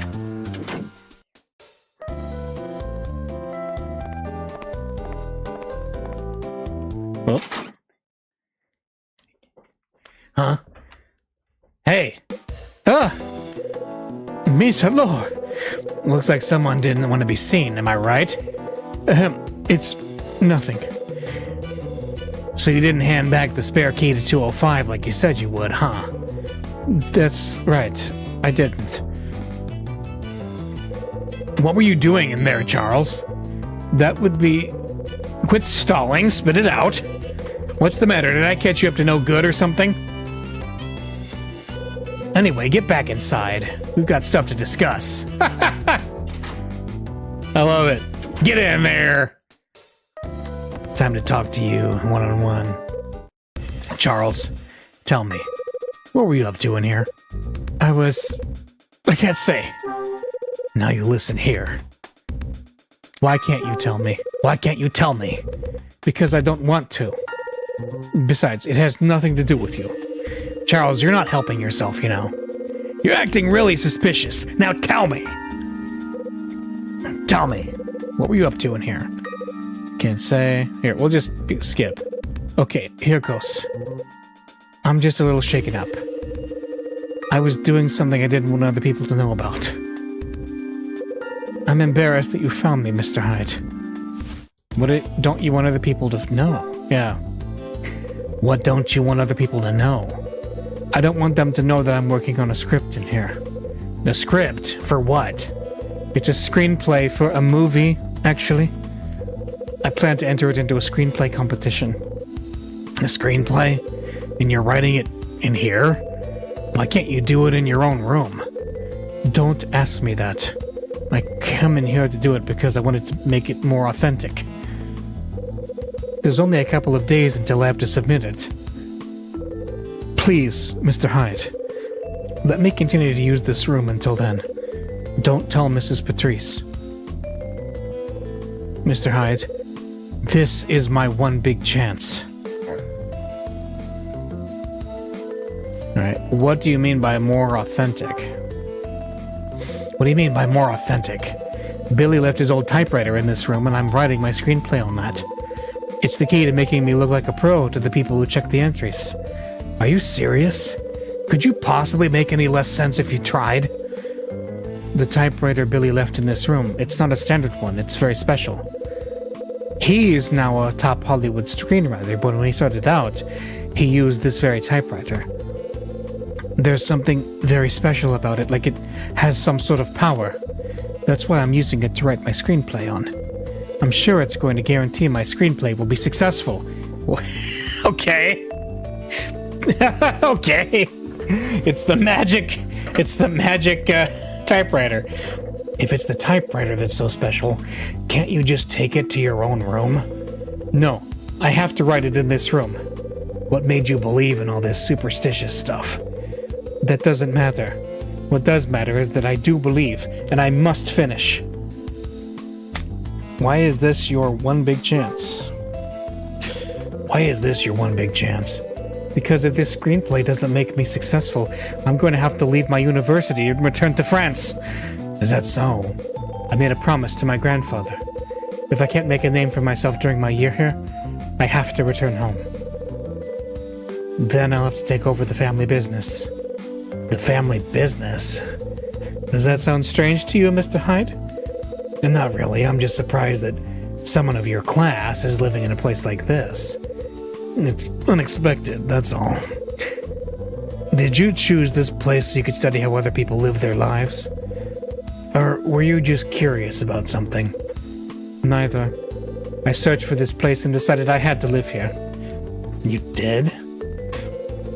I wanted to use this building's secret as a basis for my screenplay. Wait, what? What do you mean by secret? Which one? What do you mean by secret, Charles? Well, Mr. Hyde, you know that there was an incident here, right? You know, back when it was a hotel? Did everyone know about this but me? Yeah, seriously, what? What kind of incident was it? A murder?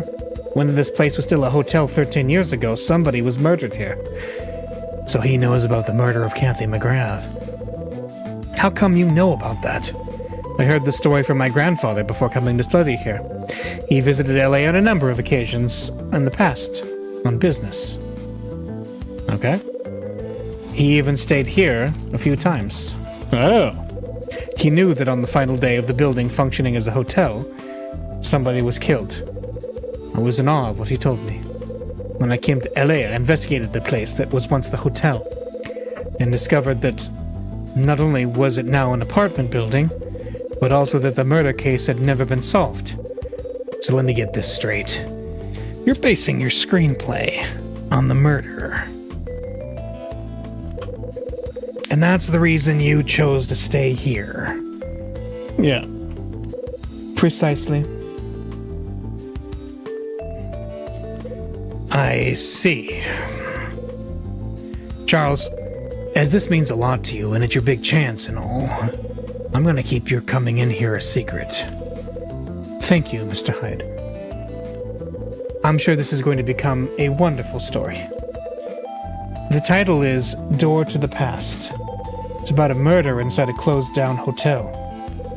The murderer is a member of the hotel front desk staff. He conceals the evidence on the 4th floor of the hotel. I've been using Mr. White from room 306 as my basis for the killer. Oh, wow! Something about him fits the profile of a killer, don't you think? Whoa! Wow! Okay. I'm sure he'd be thrilled to hear that. I suppose I won't know unless I ask him. Perhaps I can add you to the story, too. There's still room for an accomplice. Don't even think about it. Come on, it'll be fine. Besides, I know what you've been up to. What does that mean? I know that you sometimes go up and have a look around the 4th floor. You're just like the bad guy in my story. What? Don't worry, though. You're not the only person who likes looking around up there. I've been up there lots of times, too. Okay, there we go. What is even the point of keeping people out of the 4th floor? What the hell for? I started going up there a while back when I was looking for inspiration for my story. I took an 8mm camera with me and did some filming, too. I caught something really interesting when I was up there. Yeah, what did you tape? I'm sure you'd like me to tell you. So I'll make you a deal. If you tell me what you were looking for when you went up there, I'll show you the film. You got yourself a deal. Now show me the film. Alright. So we gotta go to his room. What? He's on the 3rd floor. What room is his again? Hang on.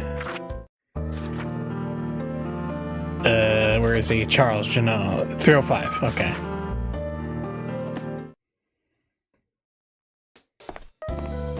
There we go.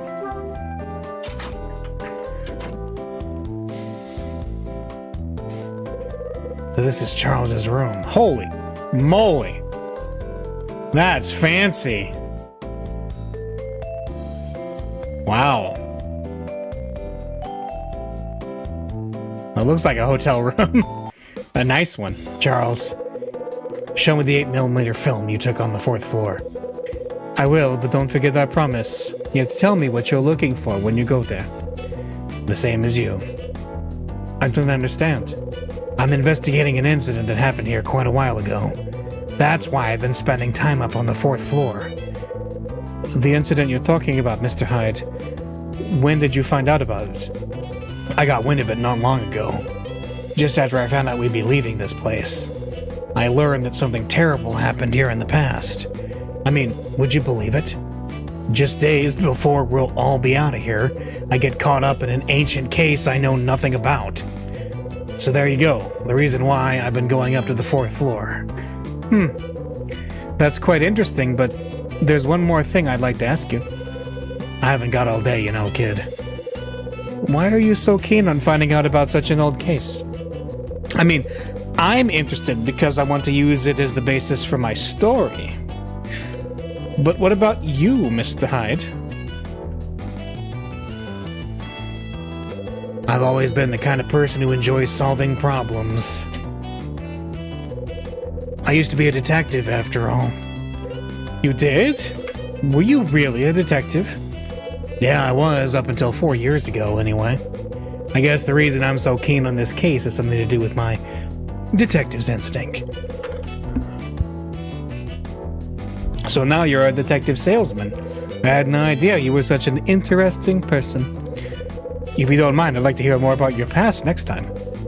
Listen, kid, I don't care if you find me interesting or not. My past is nothing special. You should stick up to the unsolved case that happened here instead. Now, show me the film you took, Charles. Just a moment, Mr. Hyde. I'm pretty sure this is where I left it. Sorry about that. Well, here it is, my 8mm film, just like I promised. I received the 8mm film from Charles. Can you make out what's on it, Mr. Hyde? Let's have a look. It looks like somebody's been caught on camera. But who was it? That's the question. By the looks of that watch they're wearing, it seems to be a man. But I wonder who it could be. It's a shame this film doesn't show us their identity. It would be up there on the 4th floor so late at night anyway. I'd really like to know who they are and what they're doing. You and me both, kid. Judging from their build and the kind of clothes they've got on, I'm sure it's a guy. What with that fire door up there serving as fairly good security, I'd have thought most people wouldn't be able to get in. So, you think the person on this film is someone already living in this building? It's certainly a possibility. You could be right. I've got it. I know a way we can learn the true identity of the person on this film. There's a way we can find out right away. And how are you going to do that? Magic? No, photographs. To help me get the characters right in my story, I took photos of their interior here. When I did that, I occasionally caught some of the tenants in the shots. Time you showed me those photos, I think. I have some developed ones right here. There's one still in the camera, though. Not developed, huh? That's not gonna help us much. What if it's the crucial one? Fear not, we can develop it here. You can do that? Sure, I can. I've got everything we need right here, and we can use the bathroom to do it in. There's one small problem, though. My red lamp is broken. Mr. Hyde, do you have anything we could use instead? Something like your red lamp, huh? That's not gonna be easy, but no harm in having a look around. Alright. Wow, this is quite the fancy room here. Alright, let's go down again.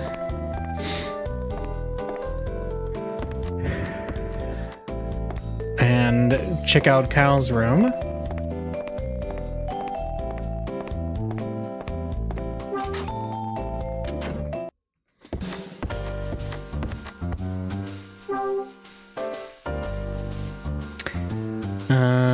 Wait a minute. That was the gift, right? Yeah. What do we have? There's nothing in here, right? A cardboard box under the table.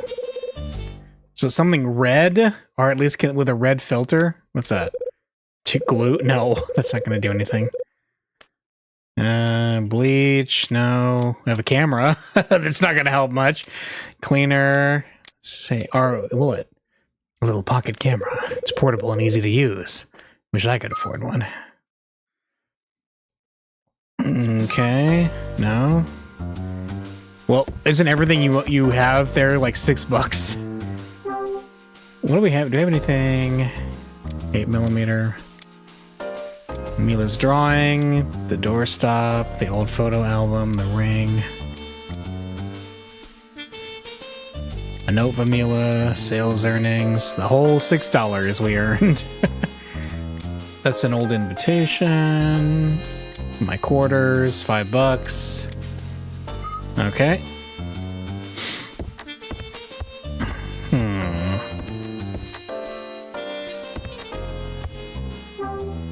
hang on a second. So this is the small package that arrived from mom, right?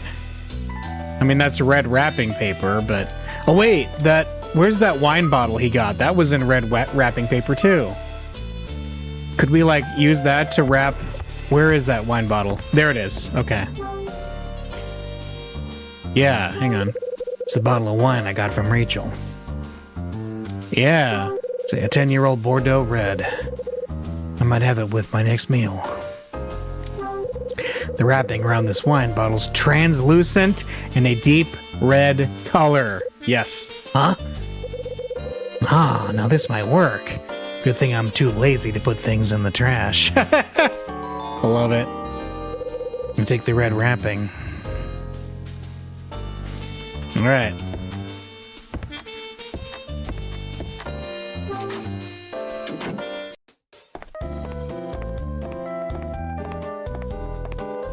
Let's go give it to Charles.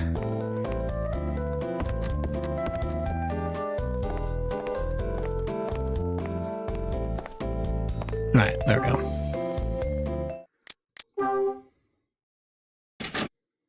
Oh, we can go right in. Good. All right. Show me what you found, Mr. Hyde. Sure. The red wrapping. I don't know if this is actually how this works, but I figured you could throw this over a lamp. Well, what do you think? It might work. If we do as you say, it should give us just the right amount of light we need. Let's give it a try. Please place it over the lamp. Sounds simple enough.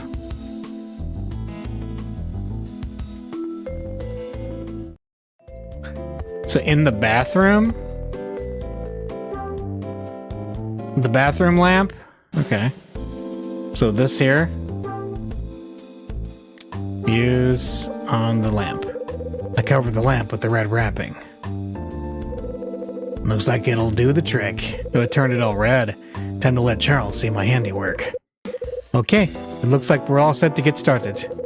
Now we've got the right kind of lamp, we can begin to develop the photos. Charles, let me do it. Sure if you like, but have you ever done this before? Not even once. Well, why? This seems very odd for Kyle to be insistent on it. Then maybe you should let somebody who knows what they're doing take care of it. But then again, if you really want to try... Oh, alright then. I suppose I could talk you through it. You'll find the freshly printed film on the workbench next to the toilet. Place it into the liquid-filled tray and move it around until the image appears. When you're happy the image is clear enough, remove it from the tray. It's very important you give the paper adequate time in the liquid. Not too much, though. The timing for taking the photo out is critical. Come on, kid, it's not rocket science, is it? Alright, let's do it. There's a workbench with stuff for developing photos on it. Alright. This must be the freshly printed film. Here we go. Okay.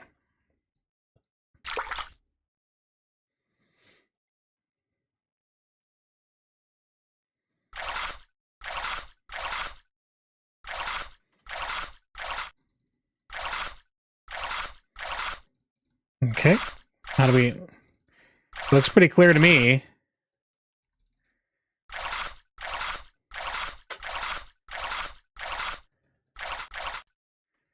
Okay, let's go back. How do we take it out? No, I need to get this done here and now. Okay.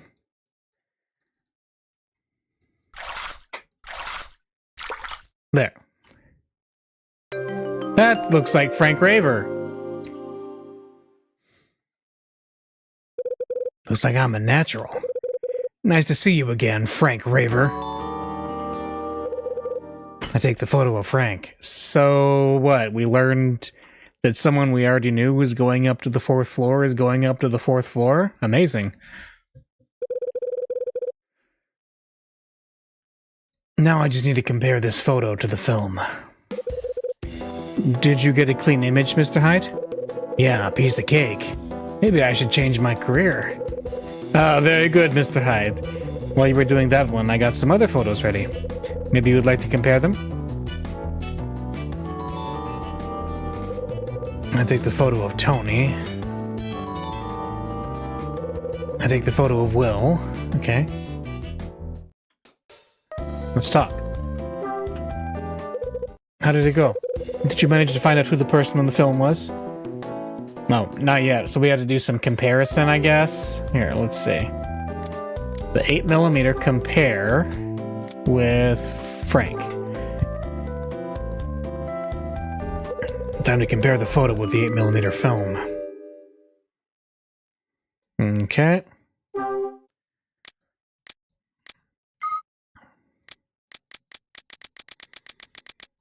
So where do we have the person? There we go. I'm glad in this universe that people only wear the same outfit. Okay, so this is the clearest image. That is not the same watch. No way, that's Frank. Okay. It's... We do know Tony went up there. Let's compare Tony.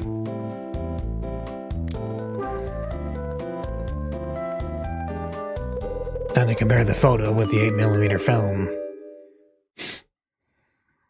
Okay. I like that it's Tony passed out. That makes sense. Let's see. Nah, not Tony. Yeah, the watch is different. Okay. And finally, Will. So is it Will? Is he going up to the 4th floor too? Time to compare the photo with the 8mm film. Oh my. That looks like our watch. It certainly does. Bingo. Hold on. There's a camera there with him. Maybe he caught something on film. Yeah.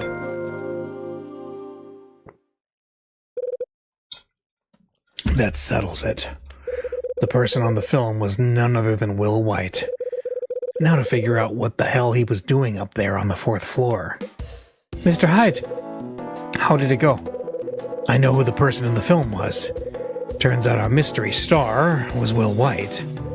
Really? Interesting. What do you think he was doing up there, though?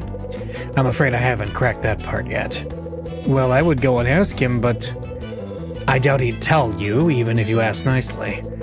I'll get to the bottom of this, don't you worry. Okay, I'll leave it to you. Guess I won't be needing this film anymore. Might as well return it.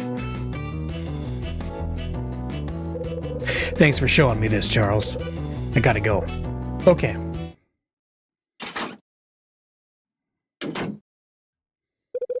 So it was Will. I think he and I need to have a frank Q&A session. And let's see, he's on this floor too. Which, is he in 306? Yeah. Okay, thought so.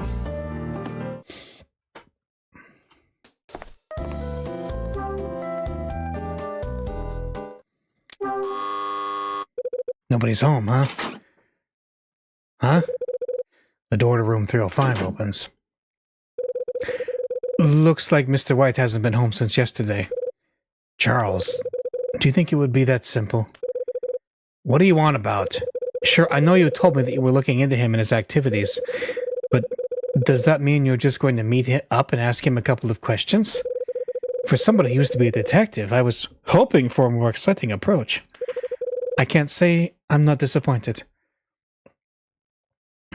Charles, if you've got something to say, just go ahead and say it already.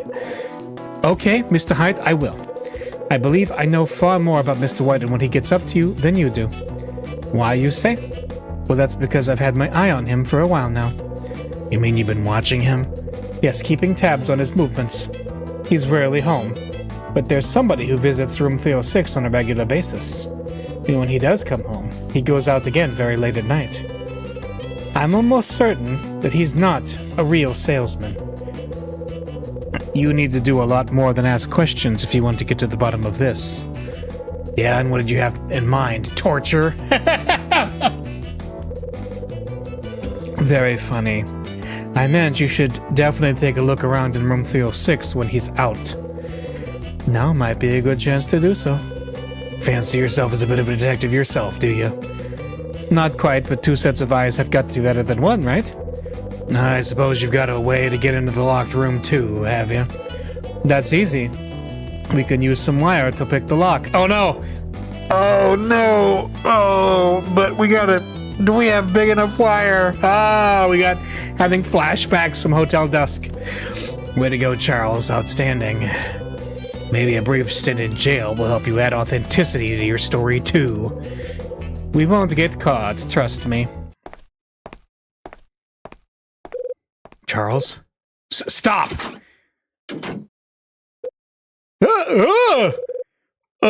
Hello, Charles. What the hell was Dylan doing in there? What on earth were you doing in there? I was just... Well, I was just passing by and heard a noise. I knew Mr. White was out, so I was worried. I figured I'd see if I could find out who made the noise by peering through the keyhole. That's what happened, isn't it, Mr. Hyde? Yeah, just like the kid said. When I was just about to take a look, you burst out. You took me completely by surprise. What were you doing in Will White's room, Dylan? Nothing much. I was taking care of something Mr. White asked me to do. And what was that? He asked me to turn the water off while he was out. Turn it off? Why did he ask you to do that? To prepare to move out, of course. I've got a spare key, so I let myself in. Don't people normally turn the water off last before moving out? Dylan, it's like I just told you. I'm only doing what he asked me to do. Anyway, I have to go now. Dylan looks flustered as he moves away and disappears.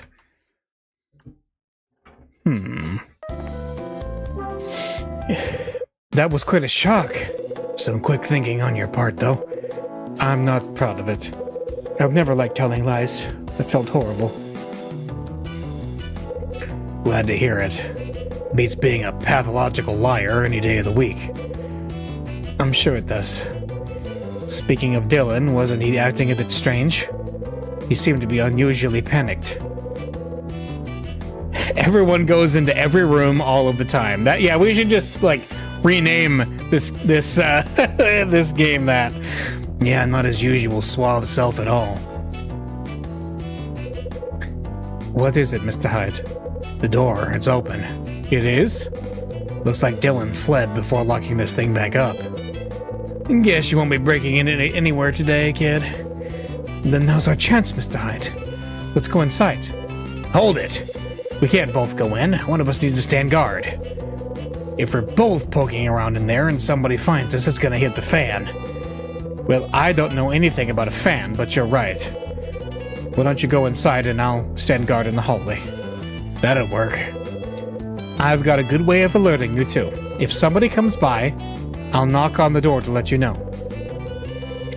If you hear me knocking, try not to make any noise inside the room. When they're gone, I'll knock again, and you can continue looking around. Do you think that will work? Suppose it'll have to. Okay, so is this like a minigame? So this is Will's room, is it? Yeah, oddly sparse, isn't it? Room 306. This place has less taste than dry bread. Can't imagine anybody could actually live in here.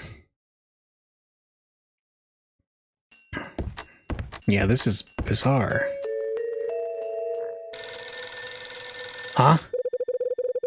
Damn, this is a bad time for the phone to ring. A threatening voice sounds out from the phone. Guess you're not there, so I'll just relay this message. The goods have been obtained in the same way as usual, and the money is in the usual place. What the hell was that about? What were you doing in my room? Our room, comrade. That's right. This is the people's room.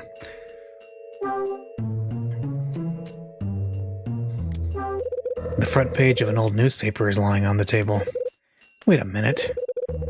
Looks like the page has a section missing. The date reads December 1955. 1955?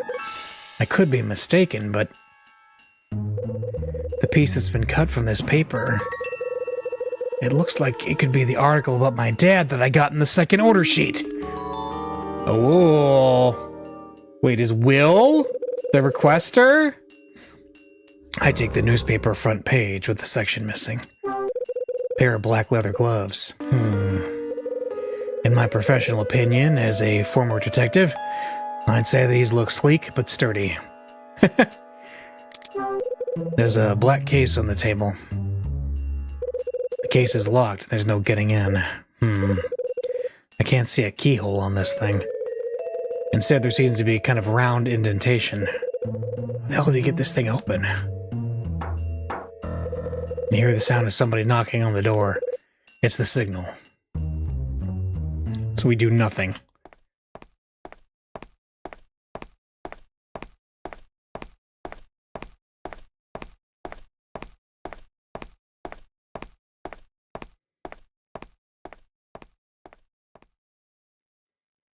Okay. I hear the sound of somebody knocking on the door. Okay, I'll clear to keep looking.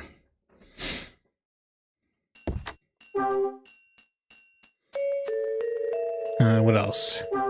There's a trench coat lying on the arm of the sofa. The whole thing is wrinkled and damaged. Next to the sofa is a small brown overnight bag. Huh. A whiskey bottle, there's still some left. I've seen this kind of brand of whiskey in the cafe, too. Okay. His boxes? One of the many boxes stacked up in this corner. This one looks like it's been opened and sealed again with more tape. Something's been written on the side of this box, but it's too smudged to read. Boxes are all sealed shut with copious amounts of packing tape. There's a label on this box. Nothing's written on it. Corner is full of cardboard boxes. This must be the stuff he's taken with him when he moves. Yeah. Can't get to this one because there's another box on top. Alright.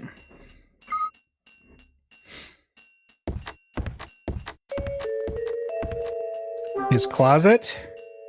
Conspicuously open? Wonder what's in this side. The door's slightly open. I'll bet there's something interesting in here. Best not to get my hopes up, though. Snazzy blue jacket. Smart gray jacket. Not really my style, but I'll take a look in the pockets anyway. What's this? There's something inside. Looks like some sort of magnetic key. Ah. I'll take the magnetic key. Maybe if I use this key... Uh-huh. I know now. Over here.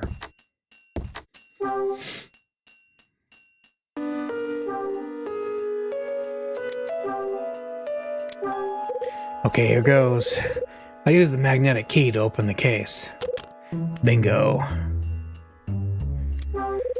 Inside the case is a single lens reflex camera. It's a camera. Strange, it's much lighter than I thought it would be. Now I see. The thing's just a toy. When I shake it, I can hear something rattle around inside. There's a letter set inside the case. This isn't the first time I've seen this. It's exactly the same letter set used for the order sheet. Uh-huh. I take the letter set. Alright. Does this mean he's the sender, though?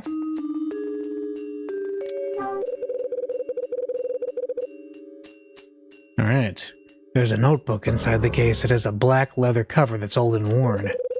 There's something written in it. You'll find information on the item on the right of the third floor display case. The guards change at 10 p.m. and the alarm bell on the door is an old type. What the hell is this about?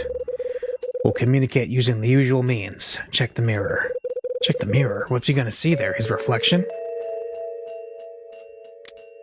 Alright, what about...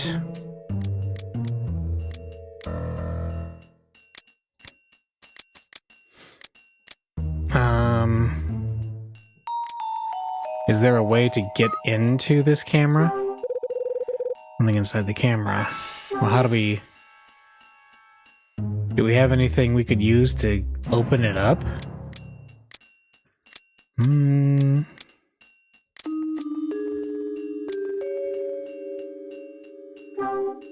Let's see. Anything useful? Ah, I was going to compare the letter set with the... for further confirmation, but I guess not. Okay. There might be more we need to find.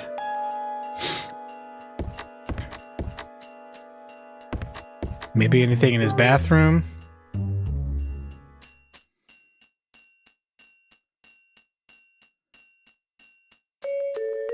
What's this?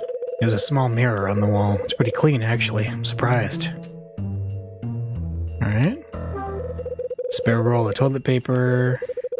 That's weird. I can't see any shampoo or any of other life's essentials. Not sure I could live like this. It seemed kind of creepy.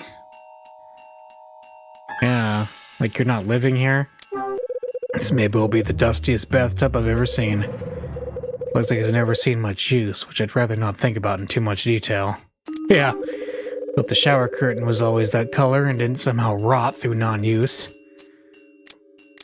What is this then? There's a small mirror on the wall. It's pretty clean, actually. Alright. Anything in the sink? Wash basin, no sign of dirt or stains. Okay. Huh? Why are the sink and its surroundings so clean? Yet the surface of the mirror is dirty. Time for me to give that mirror a closer look. Ah. Mirror is covered in dirt. Can't see a thing in it. Let's get the hot water and steam. There you go. 01.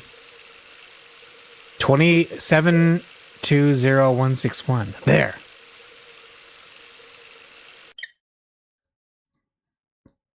Seven two zero one six one. Wait.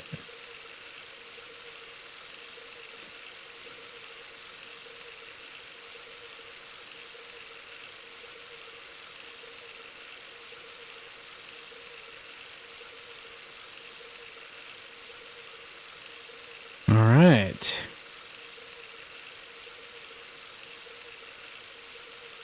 Seven two zero one six one. Got it. There's got to be more to it than just a plain old mirror. Well, I get it. All right. What haven't we looked at? A few bits and pieces on the shelves. Doesn't look like he's used any of it lately. All right.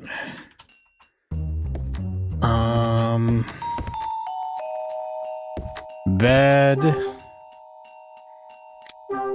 Good sturdy bed. There's no denying Cape West has decent beds. His answering machine. Alright. An answer phone. Maybe if I listen to the other messages, we'll find something out. Threatening voice. The plan is moving ahead as expected. I'll contact you again with details on the item. All the preparations here have been made. The item can change hands in the usual manner. My acute detective skills are telling me something. Will White is definitely not a regular salesman. Oh my goodness, you figured that out, eh? Got it. Alright.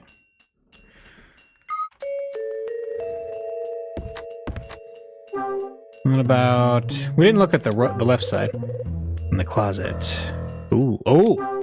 There's a safety deposit box at the bottom of the closet. Now this is quite a find. Wonder what I'm going to find inside this thing. Oh, wait a minute. A key? Ah! Hang on. 0161. Open. Yeah! Got it. Oh, money and a passport? Interesting. It's open.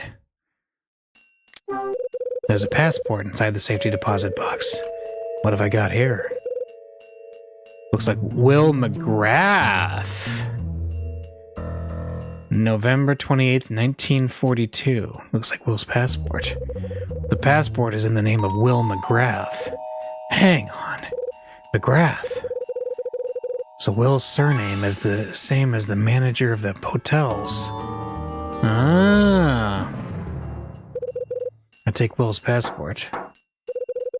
I hear the sound of somebody knocking on the door. Not again. Guess I better keep the noise down. So don't move. Whatever you do,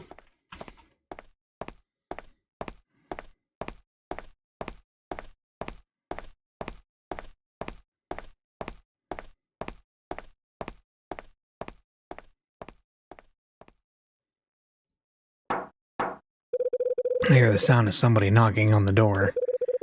Okay, all clear to keep looking. Okay. I actually think we're gonna call it here, because it's been a bit of a long day, and I think we're getting close to the time anyway. So we're gonna keep looking, doing more of our breaking and entering act next time. So we're kind of, I think, near the end of chapter 8. 2 chapters left, and then we're gonna enjoy the finale of a unfinished trilogy. Unfortunately, but yeah, so we will see you again next time for more Hotel Dusk / Last Window. See ya.